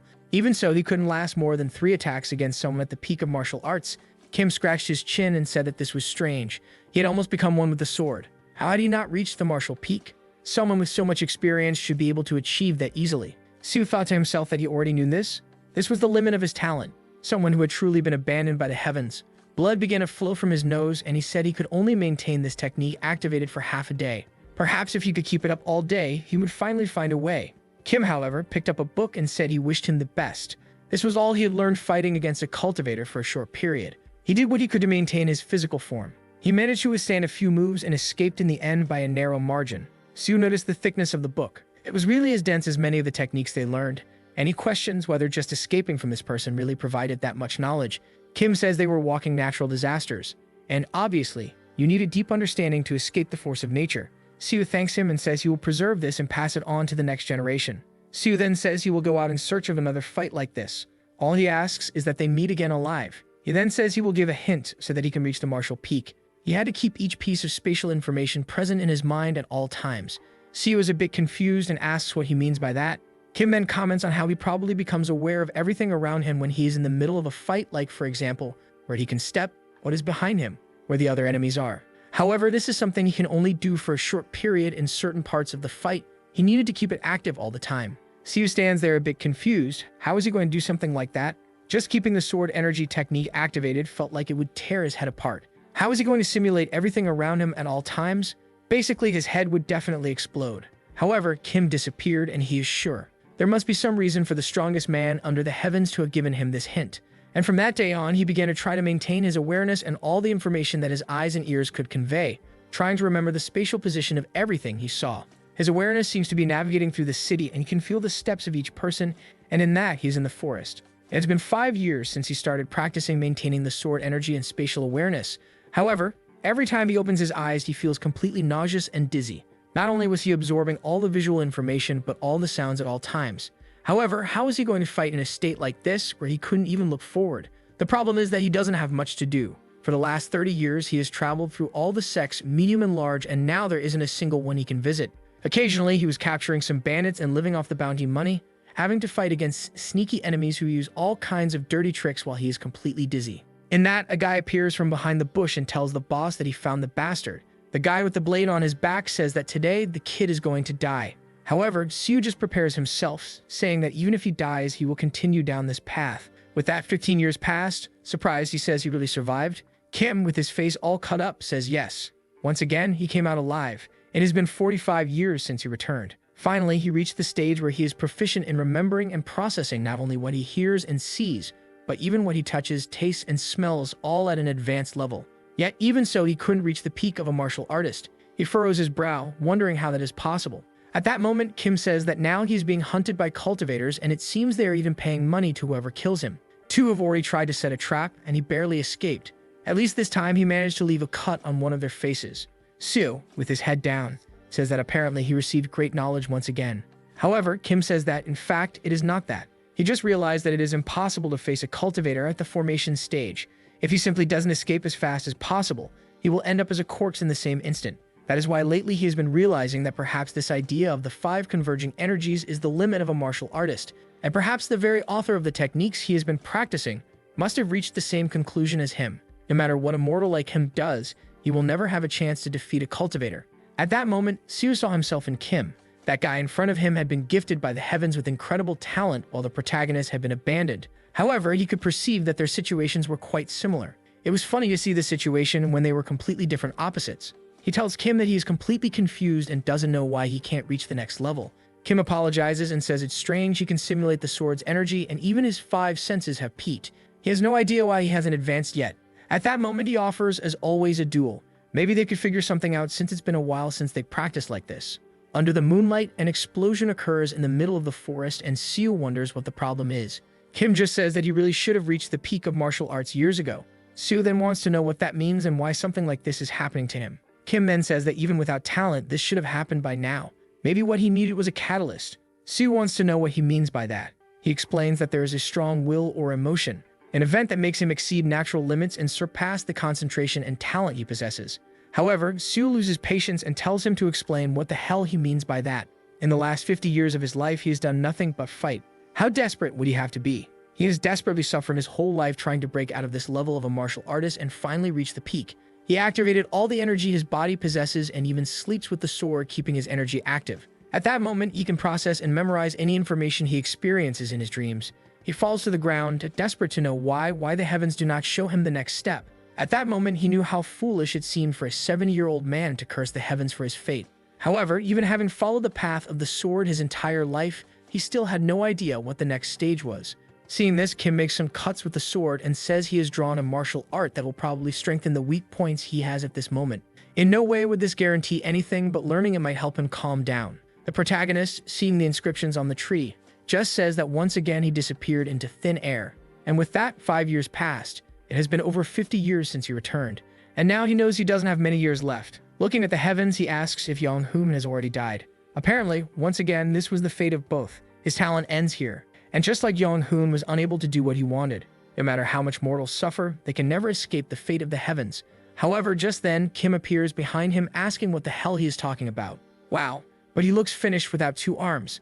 Immediately, Sue approaches asking what happened, why he looks so worn out. He says he will go get medicine, but in the same second, Kim flies off with him on his back. Now that I realize is he being carried, but the guy doesn't even have arms?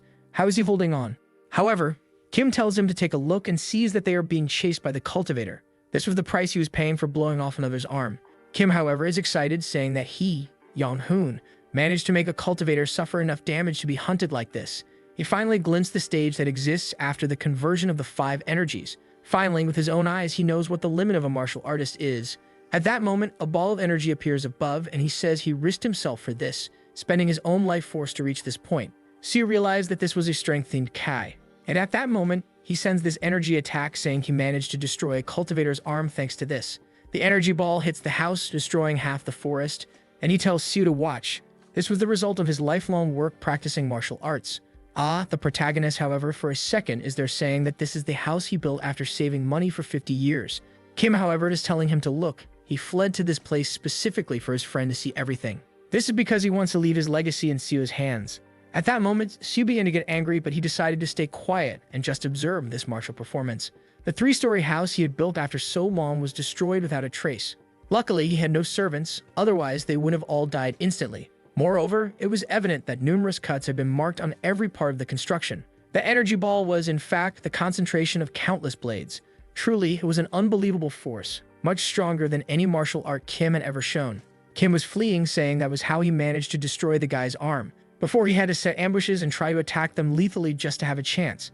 However, now he could fight them face to face. But as he mentioned this, the energy dissipated, and the 2 began to fall, another explosion in the forest. All the trees were destroyed while Kim agonized on the ground, telling him not to forget those techniques. They were the achievements of his life, and what he wanted was for them to be passed on to the next generations. Seo said he understood and told him to be quiet because his life was at stake. It was then that someone up in the tree suddenly said they had finally found the damn martial master in his final form. It was a pity he had fled to such a bad place. He then told the civilian that this guy was a criminal who had committed countless crimes against cultivators, so it was best to leave him there. Seo asked if the guy was there to punish him, and the man just wanted to know if by any chance they were allies. In the same second, however, the protagonist began to run with Kim on his back. The guy from afar, seeing this, just said it was insignificant. He should have already learned the strength he possessed from that so-called friend. But since it was like that, he would interpret it as entertainment and told the guy to run as best as he could. The purple energy spread, and when Sue looked back, there were a bunch of zombies, some corpses of other dead guys. The protagonist continued running, thinking he was too old for something like this. While fleeing, he said that his friend, having received the name of a final martial master, was indeed something quite unique. His friend with that name, and he with the name of an infinite fighting spirit, being chased by these zombies. It was truly a strange situation. He kept fleeing, telling his friend to wake up and say something. One of the zombies was about to approach, wearing a modern outfit, but received a cut to the neck and fell towards the others. Sue continued fleeing, saying it was the damn Kim who should be carrying him on his back. With that, the escape continued. And, as expected, the zombies kept pursuing relentlessly. The protagonist persevered and kept running. Morning ended, night passed, and he no longer knew how many times the sun had risen and set. Now he was at the edge of a mountain, saying it was indeed higher than he expected.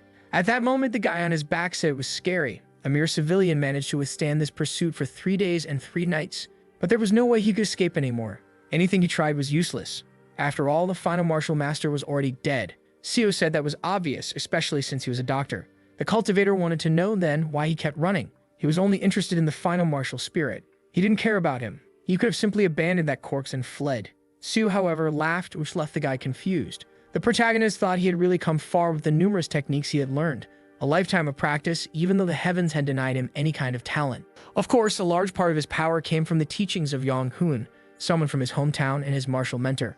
With that, he drew his sword and said that if the guy wanted to take his friend's head, he would have to take his first. The guy lost his patience and said that really no one feared cultivators anymore. Apparently, it was because he either abandoned life or was too old. However, it was fine. He would show that he had enough power to cause a pain much worse than death. Suddenly, 2 arms advanced from the side of Seo and connected to Kim. He looked back, somewhat confused, and the guy replied that they were parasites, and now they would pay the price for trying to humiliate a cultivator. The protagonist just turns around and says that he really was a wicked bastard, while the guy orders the final martial spirit to kill his own disciple.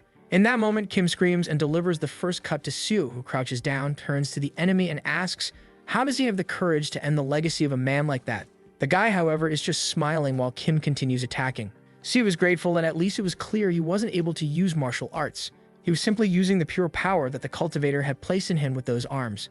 However, this strength and speed were far too absurd for him to resist with this old body. He's trembling all over, saying that it was already a terrible disgrace to have to point his sword at Kim, someone who in the end was already dead. He apologizes while thinking that unfortunately there is nothing he can do and he needs to end this as quickly as possible. He then activates the 21 mountain cut technique of the celestial sky. In a flashback, he asks Kim if he knew why this mountain technique was the only one named after a lake and not a mountain. The truth is, it was Kim himself who created it, so our boy is curious to know if this had any special meaning. Kim falls backward and says that the celestial lake reminds him of Lake Hatapup on Mount Baekdu. Apparently, it's a region in Korea where they came from, and Kim thinks that whoever created this technique might have come from Korea just like them. It was then that Kim realized that the technique had this name because it was a lake that reflected the sky and the surrounding mountains.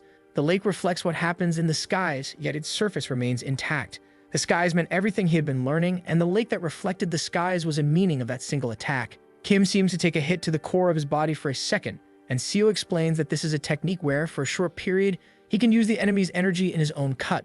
This was a very unique move and a martial art that had been built just for him. If Myung-hun's body remains intact, he will continue to be used as a zombie, and that's why he has to ensure that no part of him stays alive. He will accumulate all the energy in the sword sheath, combine all the techniques, and form all of this into a single attack. When he is about to finally unleash the attack, suddenly Kim starts transforming into a ball of flesh. The protagonist realizes that the damned cultivator had given Kim more power and speed. He knew his life was about to end, so he uses that moment to ensure that his master wouldn't suffer this humiliation. In that, he charges towards Kim, who raises his arms while the protagonist swears to himself that he couldn't die yet.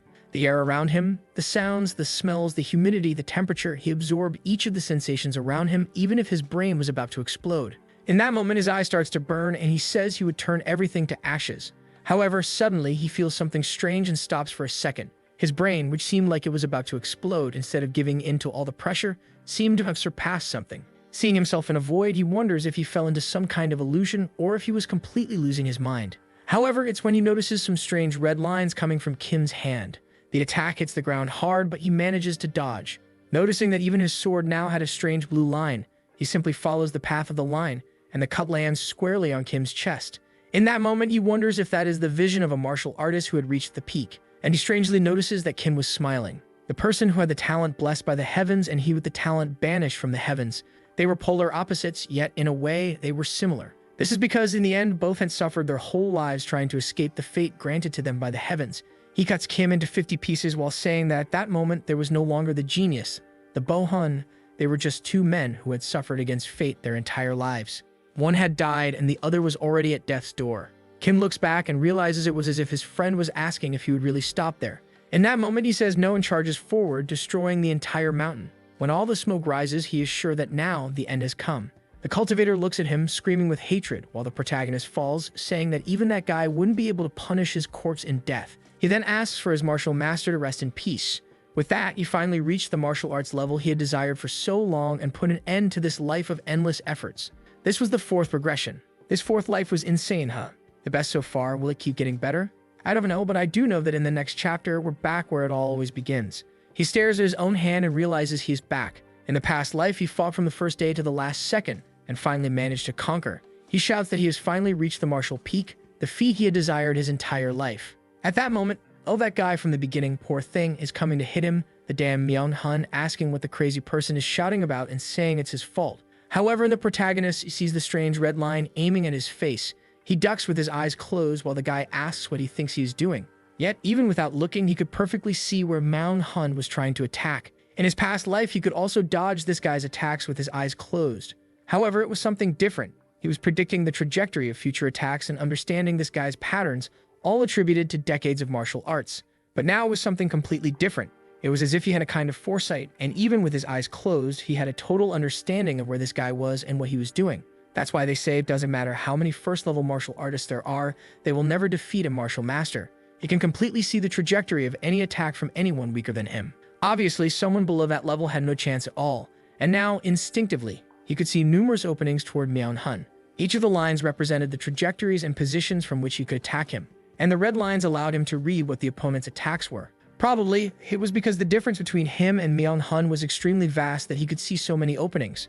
However, after a brief analysis, his nose starts to bleed. His brain is burning as he wonders if this is the price of this technique. Mao Hun throws more than one punch, saying he is a son of a bitch who almost killed everyone. But the protagonist just gives him a hit on the back of the neck and he falls hard to the ground. Siu is there with his hand on his head while Kim asks what he is doing. The protagonist is there agonizing in pain while one of the girls wants to know if he got hurt, if he is okay. He is shocked that the pain was so great from using it for a short period on someone as weak as Myung-hun.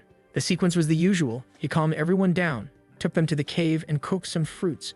They slept around the campfire and night fell. Outside, Siu was practicing, even cutting a leaf with a twig. All this without needing to use Qi to strengthen the twig. Now he observed that red is the prediction of movement, while blue is the path to the target. Using this technique, he can see the movement of any opponent or even anything that exists. Now was explained what Kim meant by the memory of all 5 senses.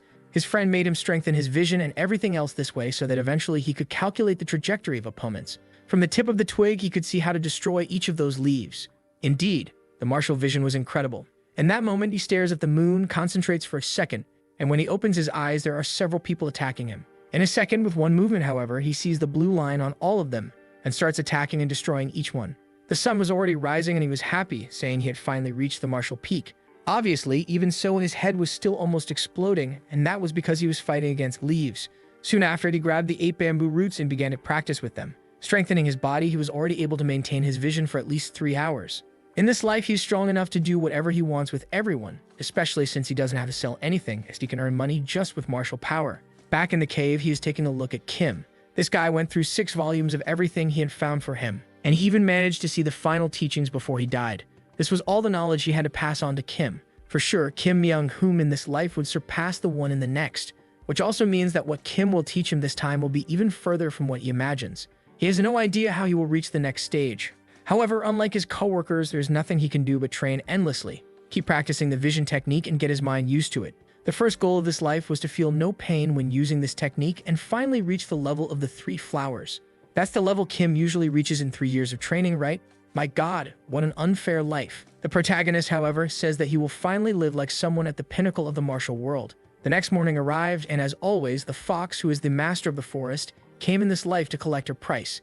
Siu stretches out his arm, and at that moment, he becomes curious. How many red lines would he see if he took a look at the fox?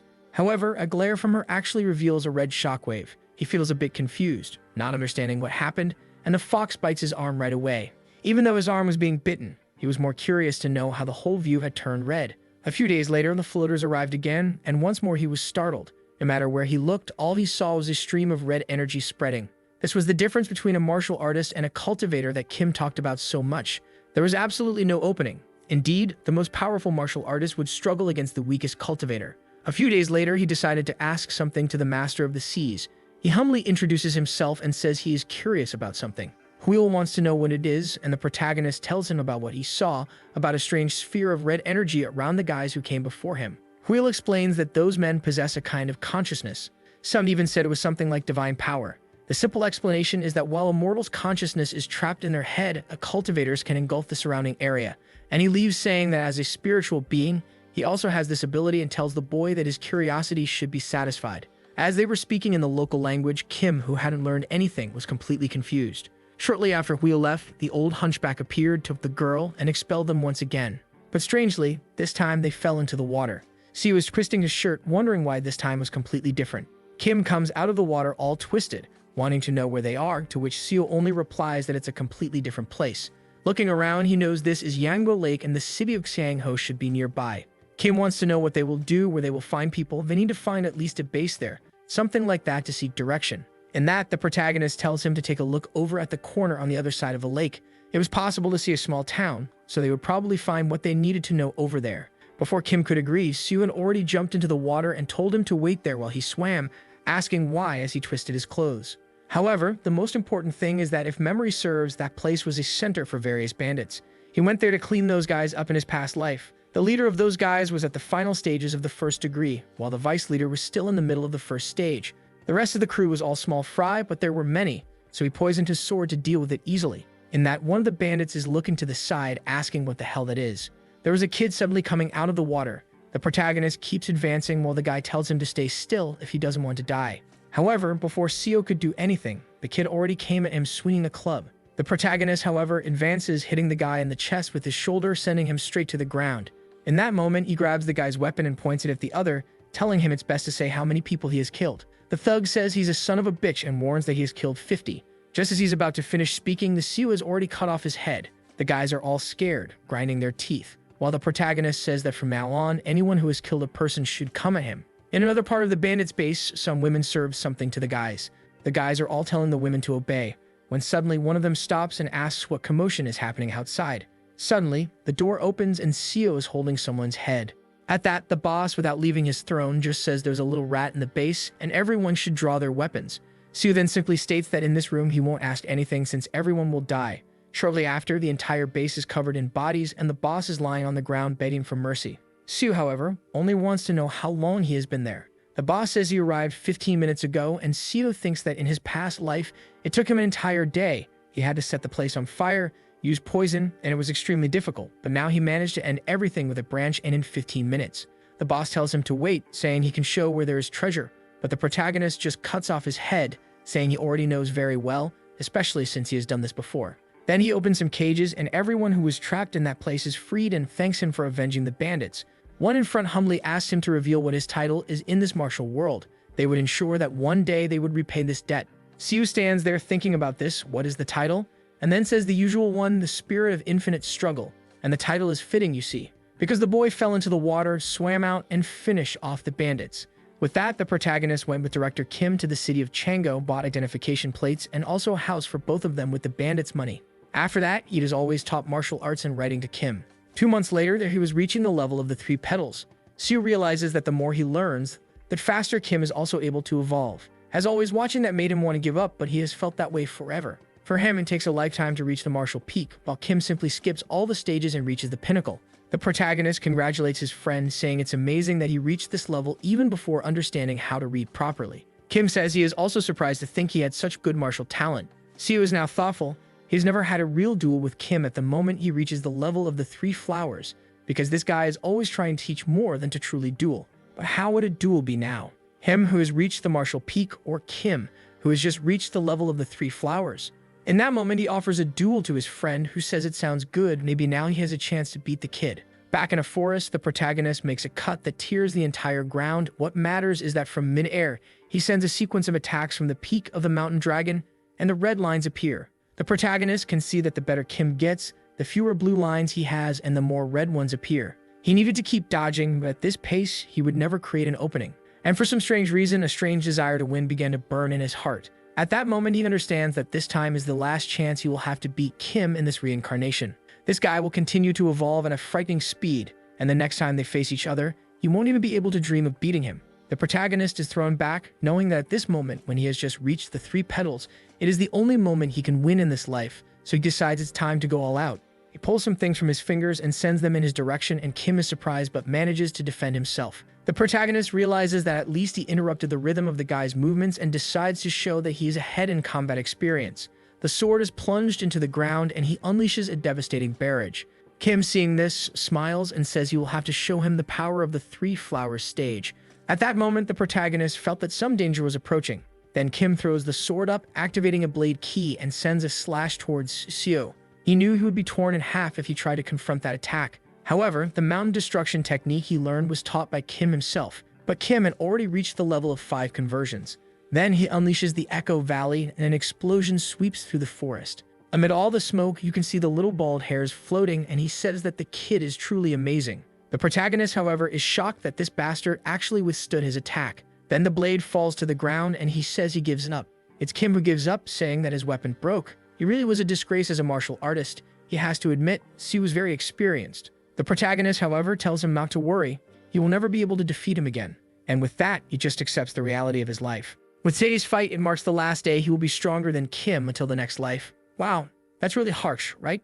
He just reincarnated man. He already knows that soon his friend will be unreachable. Back at home, the protagonist says that since his friend reached the peak of the 3 flowers, he prepared a gift. Kim responds that the duel was already an incredible gift, but Siu brings a bunch of books, saying these are the writings of someone who got close to cultivation and exceeded martial arts. He bought them from an old man in the city who said that to reach this level, a person must have at least 3 flowers.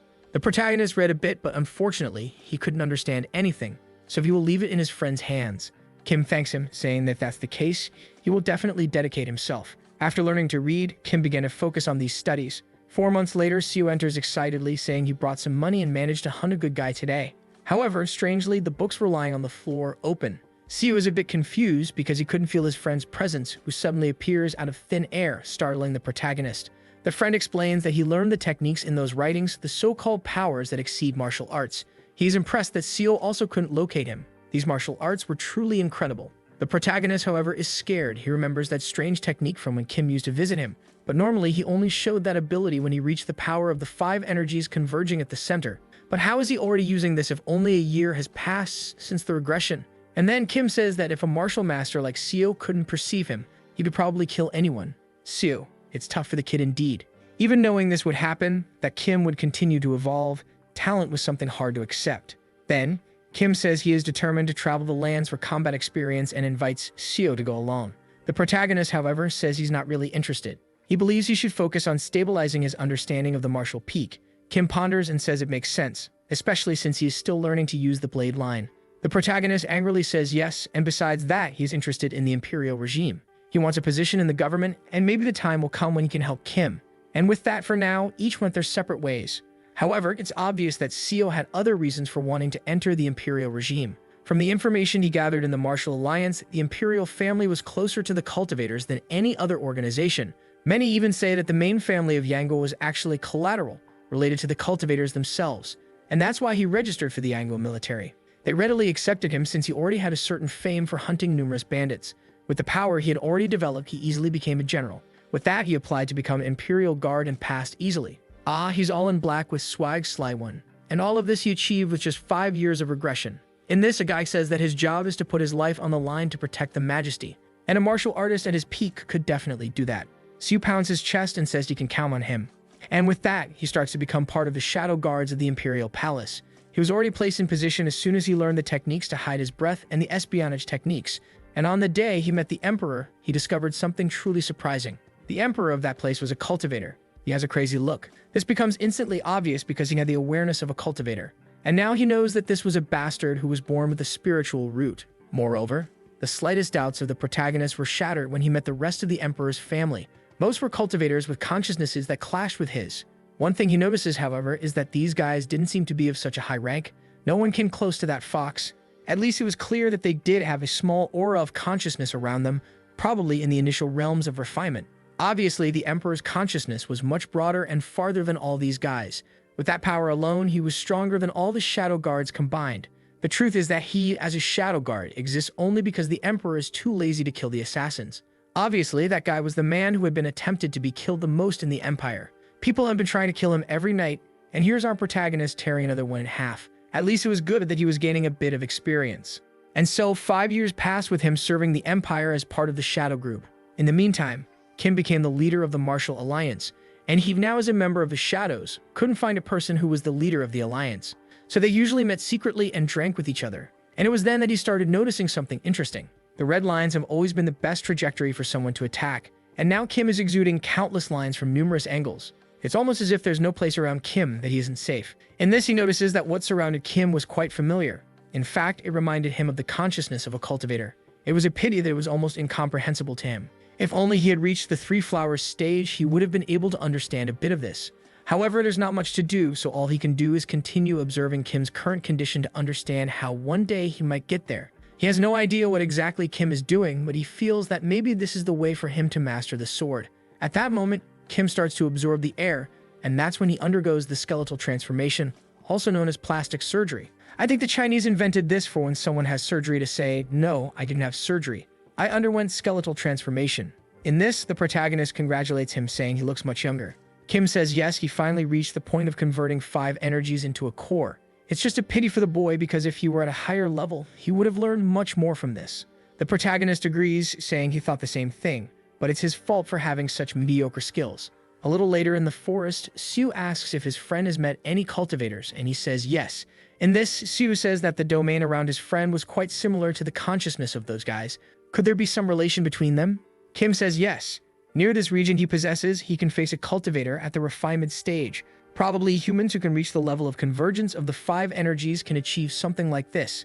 The protagonist realizes that it's interesting. There's a chance for a martial artist to actually defeat a cultivator. Just as the difference between a first-degree martial artist and someone who has reached the martial peak is extremely distant, almost incomprehensible, the same must happen with Kim's next levels. More and more, he won't be able to understand what's happening with his friend. However, perhaps today's experience will help him one day also reach this conversion of the 5 energies. With that, their conversation ended, and sometime later, Kim returned to work. A few days later, when he was working as a guard, he saw an assassin moving on the upper part of the palace. At that moment, he feels a red line coming towards him and knows that this guy is at the martial peak. The sword comes, but he easily manages to defend himself. Seeing the way the person fights, it's someone who has just reached the martial peak. The guy lunges towards Sue, who easily deflects all the attacks. He had been very thoughtful lately. He should have been focused on this fight. However, the image of Kim at the moment he evolved wouldn't leave his mind. He wonders if that had to do with the sword's energy. The aura on his blade proved that he was already evolving in that aspect, or at least reaching the intermediate stage of the first degree. This happens the moment you reach the martial peak because as long as the sword is following the best path, it always carries an aura. The blue lines are always the best possible path that the sword art seeks. It's basically about maximizing his potential to the fullest. What he learned lately is that the martial sword arts and the blade's energy are really the same thing. However, he soon thinks that this doesn't make sense because if it were really like that when his friend turned into a zombie, he should have continued using the blade's aura, but that didn't happen. Thus, he concludes that something human must be behind the attack and realizes that perhaps it's the intention of the martial artist performing the strike. The red and blue lines are not only the attack, but also the intentions of the artist using the sword. The moment he reached this conclusion, he felt something strange while holding the sword. It was as if veins and arteries had come out of the sword and entered his arm. The assassin lunges once more to try to kill him, but Seo sends a slash in his direction, apparently tearing through the assassin because blood gushed out and the girl was thrown away. My god, the poor girl spun like a Beyblade. While the protagonist is there thinking that this wasn't the end. If he keeps feeding the sword with his intentions, he could advance even faster. The poor girl is looking on, not understanding what is happening, while the protagonist is still in his monologue, realizing that he finally managed to make this something real. After 10 years practicing as a master at the martial peak, he finally learned the silk of the sword or the line of the sword. And with that, he had reached the intermediate levels of the peak. The girl remains fallen on the ground while he approaches slowly and notices a familiar face. She was one of the maids who had recently been hired. He comments that her reaching the martial peak at such a young age was impressive. If she had survived, she might have had enough talent to reach the 3 flowers. The girl, however, from the ground asks if he is the so-called infinite fighting spirit. The protagonist is confused because she knew that name. 10 years ago, when he saved those guys, he gave that title. However, in the city of Yangon, they call him the monster of infinite fighting. Then the girl says that her brother is much more talented than she was. However, it was all the damned emperor's fault. Kin only replies that appealing to emotions won't do any good. The rule here is to kill any assassin who has entered this place immediately. At that moment, the rest of the guards are arriving, shouting and saying that there is an assassin here. The girl keeps telling the protagonist that he is doing it wrong. The emperor's orders goodbye, daughter. He cut her off, saying that unfortunately, the act of listening to an assassin is itself a crime. So he has to finish this now. Who thought the girl would last in this life? I think she will appear in the next ones. But in this one, she had 2 minutes of screen time. After feeling disappointed for having destroyed someone with so much talent, the protagonist disposed of the body with the rest of the guards. The commotion was great, but so far the emperor hadn't left his room for a second. Moreover, at the door, he had applied a silence technique. It was more than clear that the emperor didn't care if anyone knew he was a cultivator. After all the shadow guards already know that. The minimum to become a guard was to reach the martial peak, and at that moment, you could already see the cultivator's aura with your own eyes. However, everyone there continues to protect him, as that is the job they were given. And strangely, recently, the number of murders has been increasing significantly. What is strange is that Yang O has been going through a period of extreme prosperity. Obviously, there were still people in poverty, but it was no longer necessary for everyone to become bandits or anything like that. So who is so eager for the emperor to be killed? And why did a person from Yango who knows his title comment on this? He turns, thinking that, well, he has time to figure everything out. After all, on the other hand, he is more interested in the cultivators than in the assassins. With that, 10 years passed and the protagonist gained enough trust from the emperor through his hard work to have the authority to look into more information about the imperial family. Of course, he couldn't look at the biggest secrets, but now he could examine documents and find clues about the cultivators. And it seems he finally found the location of the cultivators. The problem is that it was taking too long and wasn't as easy as he imagined. The place they were located was much better than when he was just the strategist of the Alliance. And thanks to the experience he gains every night and how much he can observe people, maybe he will really reach the level of the 3 flowers. With that, he decides to take a look at the census of things and notes that in the 33rd year, it seems the number of orphans has significantly reduced because of your majesty. And as a result, this decreased the influx of bandits. The protagonist finds it a bit strange. This information was too simple for a government document. Moreover, the most important thing was left out. How did the number of beggars in the city decrease? Did they all starve and die? However, if so many people had really died at the same time, he would have known in his past life. And it doesn't mention anything about them having escaped poverty or about the emperor helping them find a better way to earn money. It only says they disappeared. The protagonist remembers the girl from 10 years ago who said that people were dying at the hands of the emperor. However, he finds it strange. The current emperor wasn't a bad guy in terms of ability. He wasn't the best leader of all, but at least he was average. So where did all these erased people go? If it's something that not even the official documents record, it means it's the cultivators doing. Any missing information is always related to them. Perhaps you will have to investigate this further later with Kim's help. The scene then shifts to the Marin Alliance. At Kim's retirement ceremony, many seemed sad and disappointed, but Kim looked happy. This is because he only retires at the moment he learns the 6 levels of the cultivation gaze scriptures. In other words, it was time for him to hunt those guys. The protagonist opens the door and says he seems quite happy. Kim turns, saying he thought he was an assassin, but he is a friend. His aura has indeed been changing more and more, and now he really reminds him of an assassin. It's true. Is the protagonist going to change a lot emotionally? That now, like, he's becoming more cruel and killing everyone. I saw on the cover of this story, there's a picture of him all in black, all badass. So you know, with that, the protagonist tells Kim everything about the information he gathered while working for the government. It is clearly a spy from those guys. Since it involved the cultivators, it was obvious that Kim was very interested. Sue warned that he would cover all the regions where the cultivators reside and asked Kim to gather information. And with that together, they began to try to understand more about the cultivators. One night, sometime later, one of the soldiers reports that the north gate is secure. Sue noticed that lately the frequency of assassins has decreased. It also wasn't possible for the enemies to send artists to the Marshall Peak constantly like this. However, in the memory he thinks this, there is a fire happening in front of him and a guy burning. Someone warned that the assassins had arrived and were at the east gate. A guy comes holding a talisman, asking if everyone there is at the Marshall Peak. And the guy says that this vision technique is a disgrace because it prevents him from arriving secretly. The worst that Seo imagined happened. This time they sent a cultivator as an assassin. The white-haired uncle in front told everyone to prepare, while the talisman guy says it's funny that they think they have any chance of defeating him. They might think they have some chance against someone at the first stage, but he was already at the second. With that, the aura begins to spread along with the talismans burning, and he says that today he was going to kill everyone there, and kill those bastards who are from his secondary family of the Mekli clan. With that, everyone starts to burn in the hall, agonizing while the guy laughs. However, amidst the flames, look who is there. The cultivator was impressed that he survived this attack. I say that for a filthy insect, his gaze is quite arrogant for someone who only blocked an attack, nothing more. Things are getting intense. However, the next chapter begins with a sword breaking. Actually, it's a guy launching an attack and realizing there's a barrier around the palace and no one can enter. The talisman is blocking everything, meaning they already know it's some cultivator this time. They would need more troops. Inside, everyone is on the ground, agonizing while the explosion is happening back and forth. Seo is in a rush, cutting everywhere, saying he can't stop for even a second. He needed to evolve his sword from Silk Blade to Strengthening K. The talisman guy, however, is just laughing, asking how many times he will have to repeat it. It's impossible for him to break this barrier with the power he possesses. Seo's attack hits the barrier hard while the guy laughs.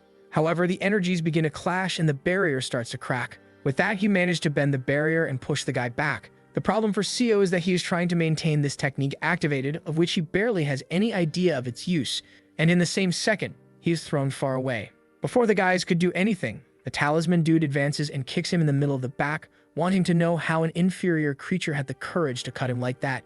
He wanted to play with the kid before killing the rest of the bastards in this place, but he changed his mind. He will impale him on spikes until he is completely unrecognizable. The rest of the friends try to get up calling for the vice leader. They advance in the attack, but they are all pierced as well.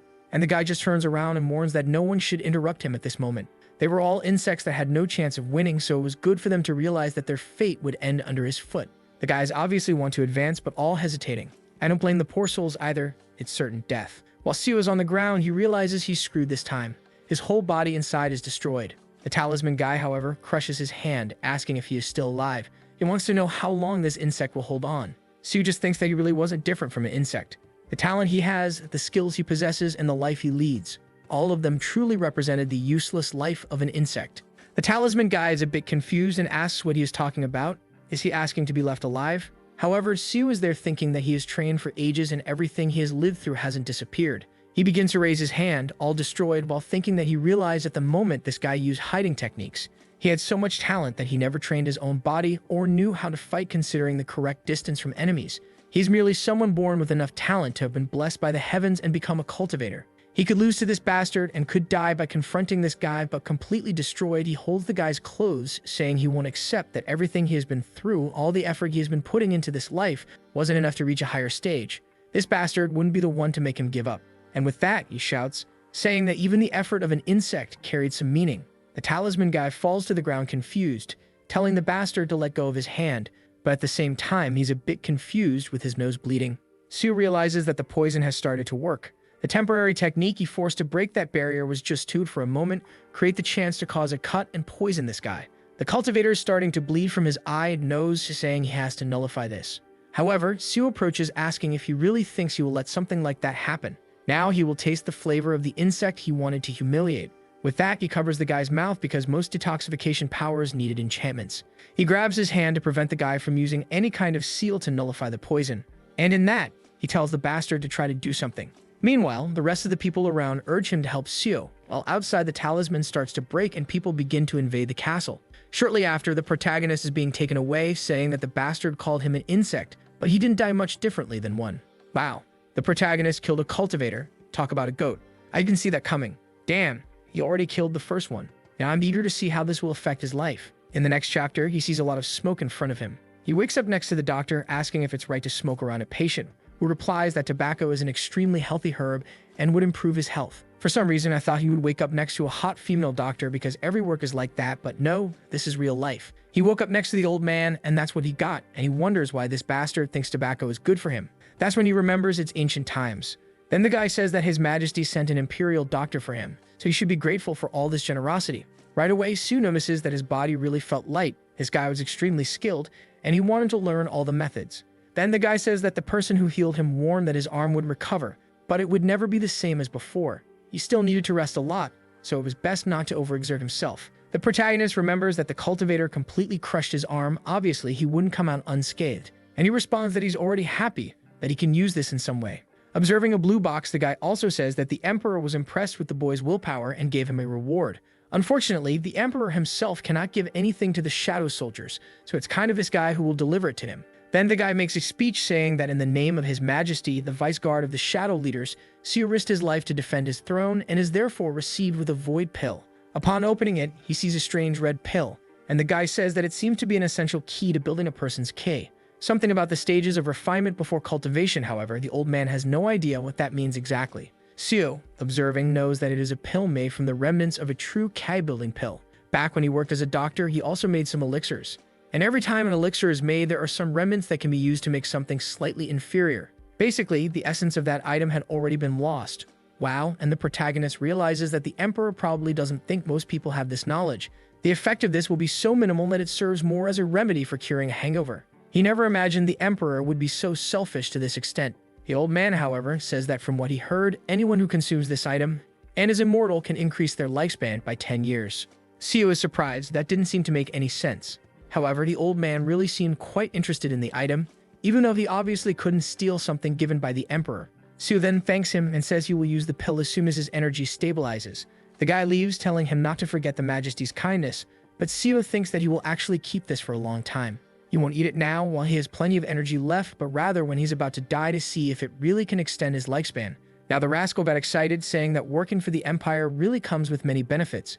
Being able to live 10 more years was something grand. As with that, he would evolve even more in this life. It really was the right choice to join the Imperial Guard, and he feels good about what will happen in this life. I have a feeling that it won't be quite like that. He's too happy, my friend. Yeah, the fun's over. The sword rolls on the ground, and he looks at his completely destroyed hand. His body had healed completely, but now every time he holds the sword, an immense pain shoots through his arm, and he ends up dropping it. He can't even use the 24 basic techniques of the mountain, and now he's already wondering if this marks the end of his life in martial arts. However, he tells himself no. Life on the martial path has always been full of suffering, so what if he now has to add a little pain to this path? It has always accompanied him like a shadow, so it won't be this pain that makes him give up. In fact, he will use this opportunity to further enhance his prowess, and with that, 10 years have passed, 30 in total of this regression. He has gotten used to using the sword, and his ability to control the silk of the blade has also improved. Moreover, he is becoming increasingly skilled at using hidden weapons, as he works as a shadow. Additionally, Kim has recently been sending some letters warning that the secret of the cultivators was about to be discovered. These guys live in places hidden from the rest of the world, with barriers that make the locations where they are completely invisible and inaccessible. The weaker cultivators do create mansions among mortals, but the truly powerful live behind those barriers. It is said that there are certain normal humans who live with the cultivators. This is because these guys obviously need slaves and servants to do everything they want. And according to what Kim has been studying, it seems that those responsible for sending assassins to kill the Emperor are all from the Cultivator clan. They recruit mortals within their domain and train them to become peak assassins. And now he is starting to understand the situation. The poor who disappear have probably been sent to these guys.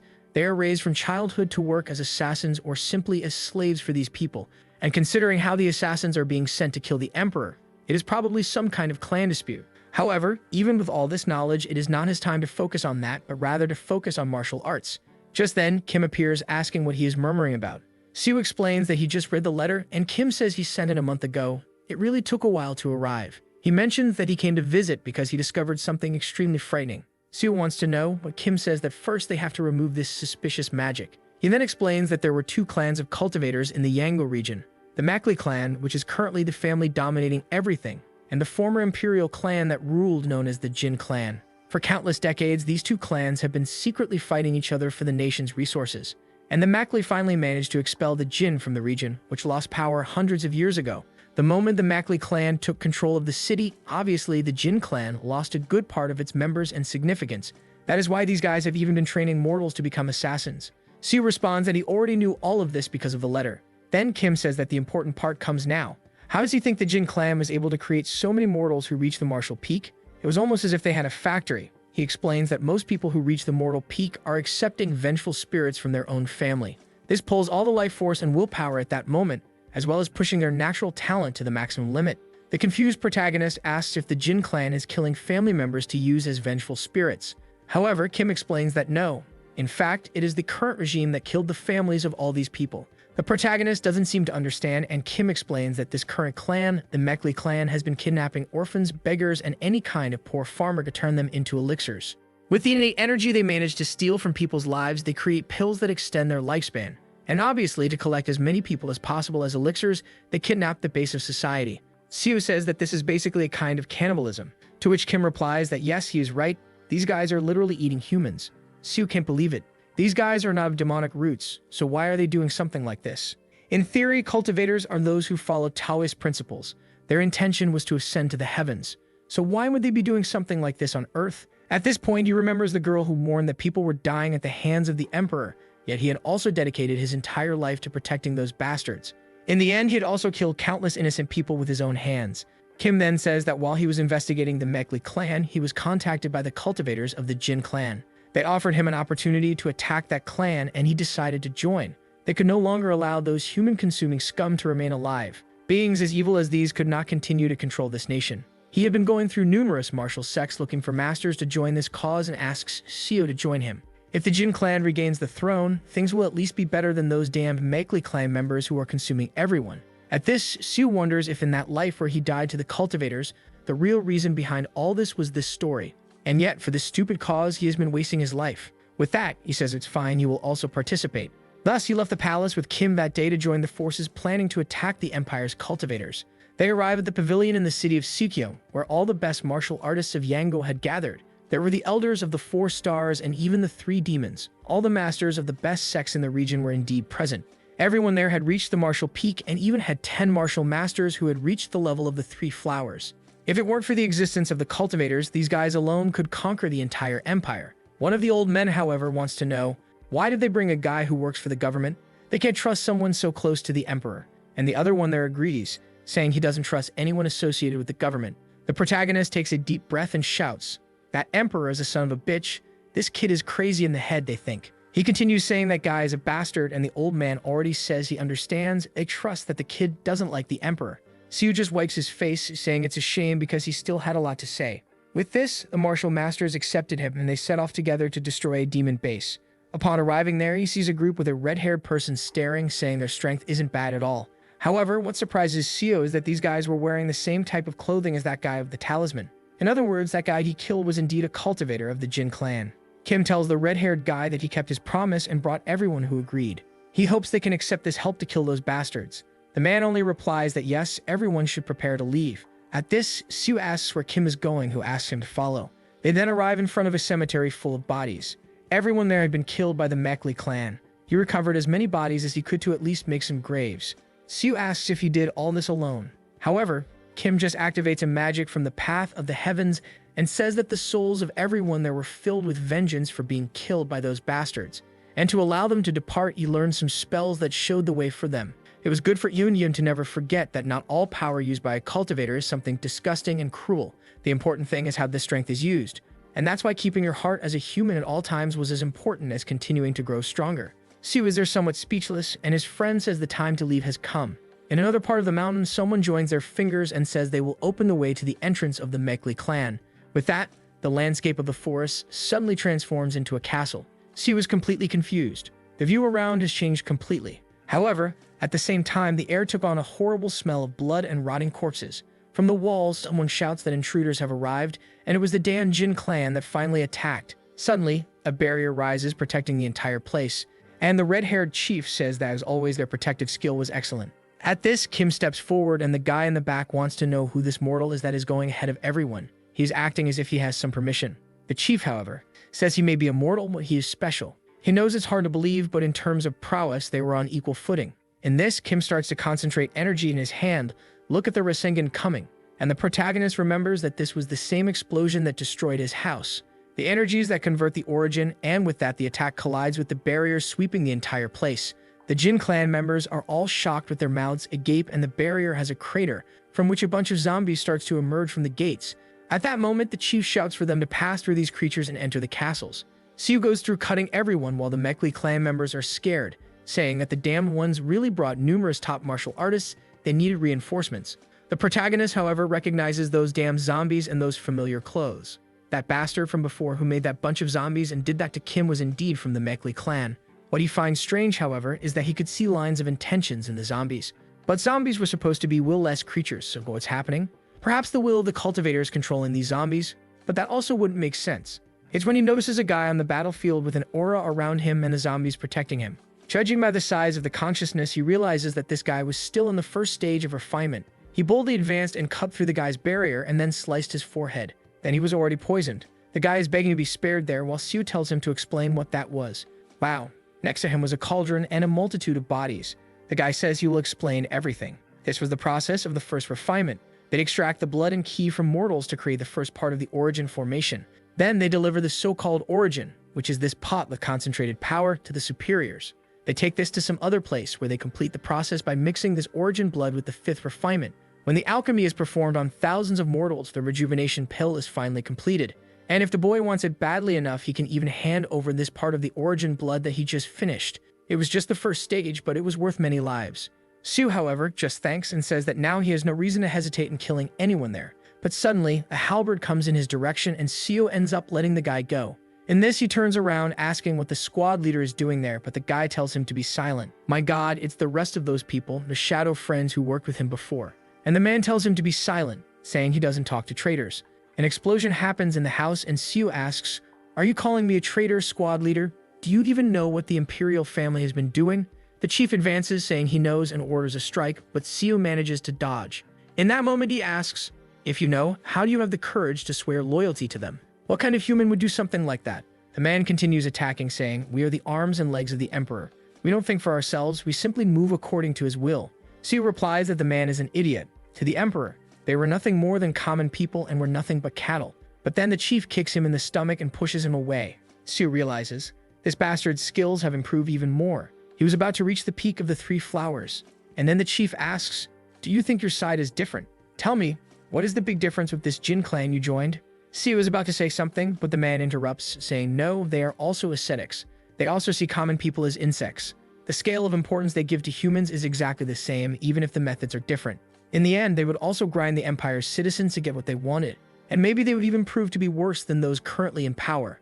Wow, but then I have to disagree. How could they be worse than someone who kills everyone, thousands of citizens, just to throw them into a cauldron and make pills? And at that moment, Siu sees a sequence of red lines coming towards him and realizes he won't be able to block. However, in the middle of the man's body, he now sees a strange purple color.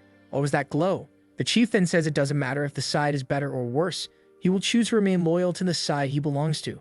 He then attacks with the halberd while Siu prepares. He sees the strengthening ki and knows this man wants to end it with the next attack. Seeing that this is the man's conviction, he uses the technique of the mountain cut of the echoing veil. The energy expands, cutting through the entire battlefield, and the old man is frightened. Siu stands still, saying he will honor this determination of his opponent. Unfortunately, however, he only has one technique that can block this strengthened ki. The problem is that he can't control the power well. Bao, he said he can't control it, but he destroyed the old man's arm, who suddenly starts praising, saying, "No matter how many times I see your swordsmanship, Siu, it remains incredible." Suddenly, he gave a compliment, and our protagonist approaches, saying, "My technique is far from refined. I'm just an ordinary person." The old man, however, falls to the ground. The man wants to praise, and Siu will have to accept it. Far from being refined, Siu, that technique you use is amazing. It's about to reach the awakening of the three flowers. It was the most wonderful form I've ever seen. My whole life, I've been seeking martial awakening to reach the level of the three flowers. However, when I finally saw the peak, I realized it was nothing more than a low level for any ascetic. That's when I realized that what I've been practicing my whole life would never come close to the cultivators. I learned that I was devoted my entire life for nothing. So I kept searching for a path to justify it until now. The old man falls to the ground, saying it's just a pity they carry different destinies. Wow, not even girlfriends praise as much as this old man. It's a shame he's been on the wrong side his whole life and won't change now in his last moments. Or maybe not. We have to see what the Jin family's objective is. Siu is silent, fixing away, and then says, "Why didn't you interfere in this fight?" Surrounded on all sides, he wants to know. After all, if they had interfered, the squad leader would have survived. He would be the one lying on the ground. One of the men replies, "That was the squad leader's request. Vice leader, he said that if we used everyone, you would use poisoned weapons." And what he wanted was a duel of pure martial strength. Siu finds it strange that they still call him vice leader. And the men put their swords to their chests, saying that once a commander, always a commander. And once they swore loyalty to the majesty, it remains eternal. Siu replies, "It seems you intend to maintain this loyalty to the emperor." He says and apologizes, stating that if that's the case, you will have to kill everyone present. He speaks with an air of superiority in the style of Sung Jin-woo. Meanwhile, in the city, explosions are happening everywhere, men being thrown away, and Young Hoon commanding everyone to advance, warning that they need to destroy the Mekli clan's refining furnace. The team continues to push forward, Talisma receiving a lick on the neck. While in the air, there are some men who seem like wizards, everyone with their magical talismans creating a rain of fire. One of the soldiers is wondering, where the hell are the reinforcements? Where's that idiot from that family? Meanwhile, back with Siu, a blade cuts through and another soldier falls. The protagonist, however, is also getting exhausted. One of the soldiers sees the needle in his armor and knows he will be paralyzed. He then asks, "Siu, why did you choose such a difficult path?" In fact, he chose the difficult path because he didn't kill anyone and paralyzed everyone. And the man wants to know, you could have killed everyone here without getting hurt. So why did you prefer to immobilize us and end up getting hurt? Siu replies, "Because you still call me vice leader." The man is surprised and then falls face first to the ground, saying that until the end he was an interesting man. What he wants to know is if he finally managed to reach the three flowers. Siu puts away his sword, saying that, unfortunately, he hasn't reached that level yet. He is just beginning to understand how this works. The truth is he saw the third color, a strange purple line, but he can only see it inconsistently. Perhaps he needs another long life of fighting and dying. At that moment, a man on the roof shouts, saying, "Incredible, your skills have reached this level. That's why my father sent me." Siu recognizes him as Prince Maklehan. He says it's been a while since they last saw each other, Crown Prince. "If you've been watching from the beginning, why didn't you interfere?" The man laughs, saying, "If I had interfered, it would have been less fun. Besides, don't call me Crown Prince here. Today, I am just a representative of the Mekli clan's reinforcements." Confused, the elder says, "Prince, do you think watching your guards die is fun?" However, Maklehan gets irritated, saying, "I already told you not to call me Prince, but since you insist, let me tell you something. Do you know how I became the Crown Prince?" Then Siu is startled. The man's aura begins to spread. Wow, a great cultivator, as he occupies the entire panel. And he says he reached the refining stage at a young age, just like his father.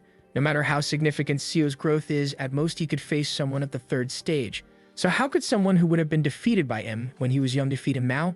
Moreover, it was funny for him to think he needs a guard. Siu realizes this man is strong. Even martial masters who have mastered the three flowers would have to risk their lives to fight against this monster. The problem is that I haven't even reached that level yet. If I fight him, I'm sure I will die. But why does a smile form on my face? The reason is obvious. It's because I am not afraid of death. If it means getting closer to understanding these lines, how important is death? If one can awaken at dawn, then there's no problem dying at dusk. That's what that man taught him while fighting against 50 people. In my past life, I never understood this teaching. But now I am finally starting to comprehend.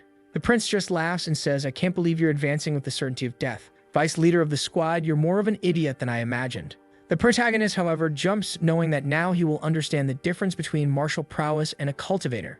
He launches a black cut in the direction of the prince, saying that today he would take martial arts to the limit. From the prince's perspective, he sees Seo jumping, a black mist appearing on the sword, and suddenly he disappears. He is confused, wanting to know where he went.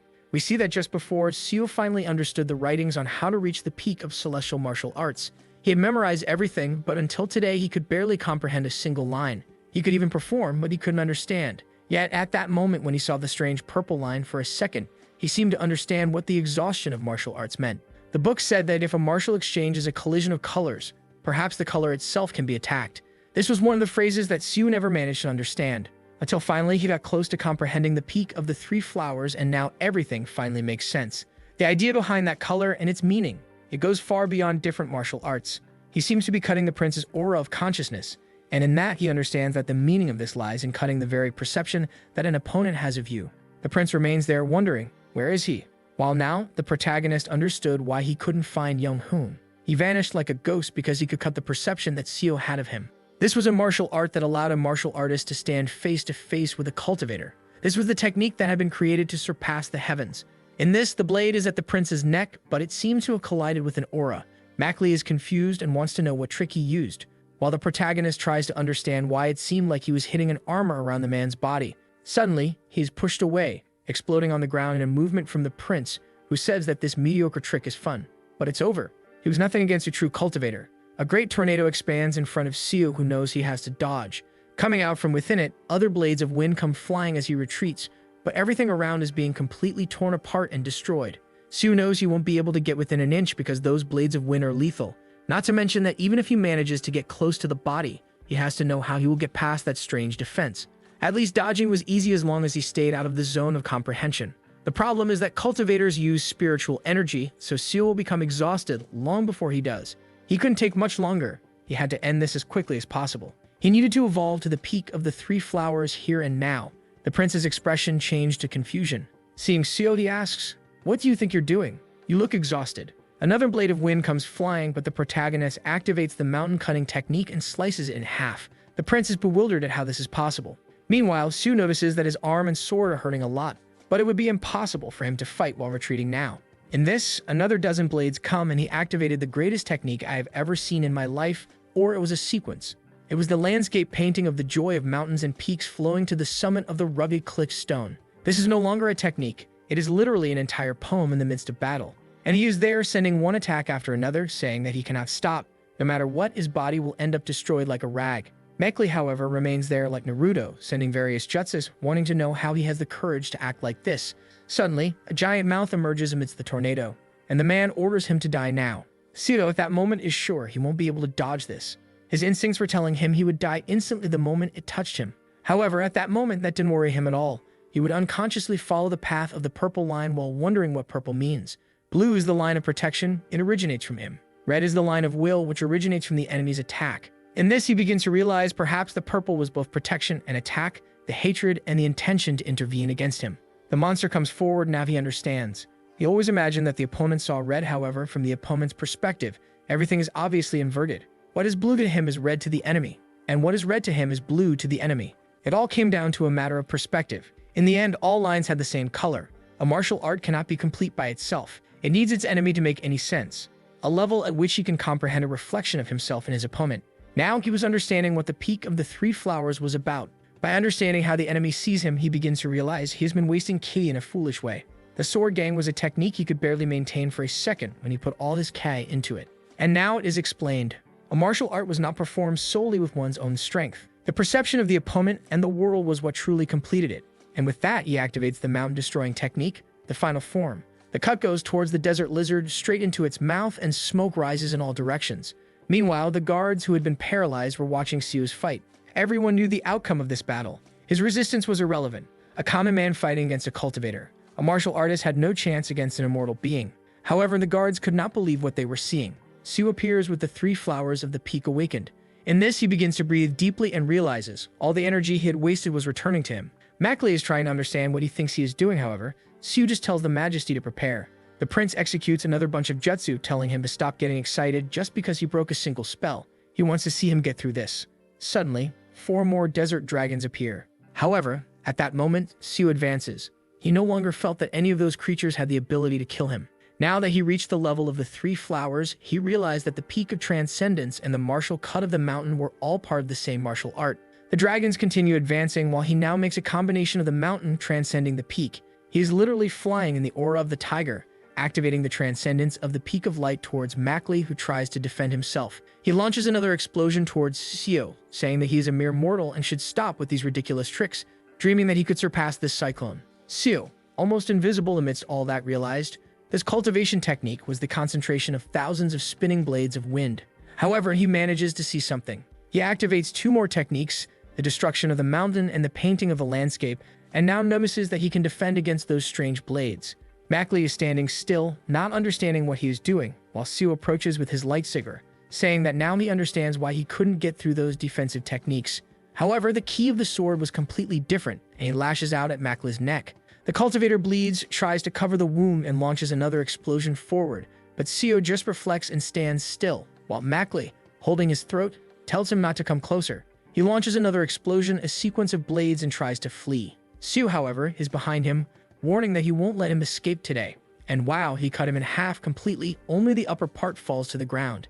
And the cultivator doesn't give up, he turns around confused, wanting to know how a mere mortal was capable of doing something like this. He tells him not to come closer. Stop thinking that what you were doing is right. Do you think the Jin clan is very different? Or you really think that the cultivators of the Jin clan reached the stage they are in without having consumed pills made from mortals? You better remember that my father gave you an empty pill a few years ago.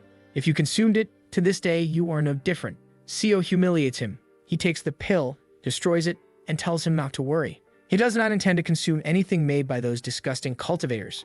Mackley is there surprised, saying nothing, and Seo says goodbye. He goes to make the cut, but another blade comes and the cut passes through Seo's head. It was too good, wasn't it? He wonders why his body is upside down. In that moment, he understands, I was decapitated. This is not an attack that someone at the beginning of cultivation could perform. It has to be something that drastically surpasses that.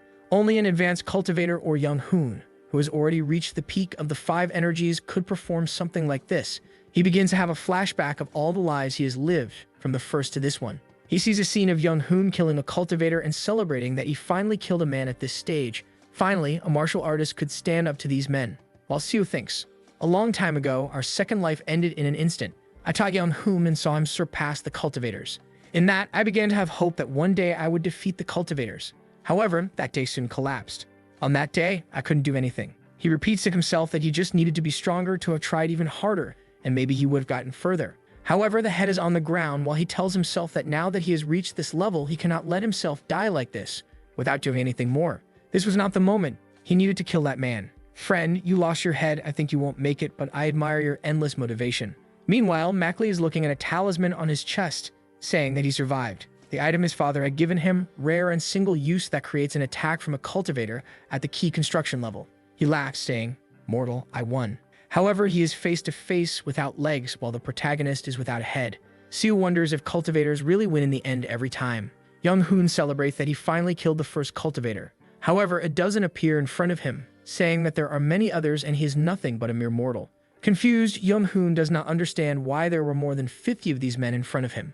In fact, no matter how incomparable he was under the heavens and how strong a martial artist he was who even defeated a cultivator, in the realm of these men, there were countless others at the key construction stage. They say there are more cultivators than stars in the sky. The zoom on Seo's hand shows a small movement, while Mackley is saying, What the hell? I used all my energy. Seo knows that for mortals, this was like an endless wall, a path that cannot be crossed. And at that moment, he almost gave up. He was so overwhelmed by this that he wished he had never learned martial arts, simply to become a soap seller once again. However, he never gave up. He sees a flashback of Young Hoon saying, I will stop these men, but you have to stay alive. In that, Seo's headless body begins to move slowly, driven by pure determination. Mackley asks how it is possible, how a mere mortal can carry such a pure will. Fallen on the ground, Seo tells Young Hoon that it doesn't make sense for him to be sacrificing himself for him. He shouldn't fight against these men. However, Young Hoon looks back and says he has seen Seo struggling infinitely until now. If he is talking to the Seo he knows, he will inevitably see a better tomorrow. With that, he delivers the final attack on Mackley. Seo Eun-yun, who was made of flesh and bone, practiced martial arts his entire life. his hand that lasted decades holding this sword to the point of destruction. The martial arts he had refined his whole life. The body that performed all of this and carried this obligation stood tall even after Su's death. In that moment, as he died, Mackley was filled with disbelief and fear. Even decapitated, Su was smiling. And with that, this life of eternal body refinement came to an end. He sees Yeon-hoon saying, "That was a good cut. You need to keep going because your effort will never betray you. You need to carry the mindset that it's okay to die at dusk so that you can go further at dawn. That is, never forget. Your efforts will eventually bring you to a new day worthy of the sweat you shed." And that was Seo Yeon-hoon's 5th regression. My god, that was crazy, right? Wow, what a masterpiece, friends. We finished the 1st season and this one, worthy of a movie. You got it. Very crazy. What am I going to say, right, friends? We ended with a life lesson. I had narrated this work up to 22, the video was ready, but when I went to check, the last chapters came out. I said, oh no, now I have to narrate, I'll finish before releasing. And that's it. What am I going to say? More good works are coming. Lately, some absurd ones have been released. So you don't miss the next ones coming up, what are you going to do? You activate it there. Goodbye.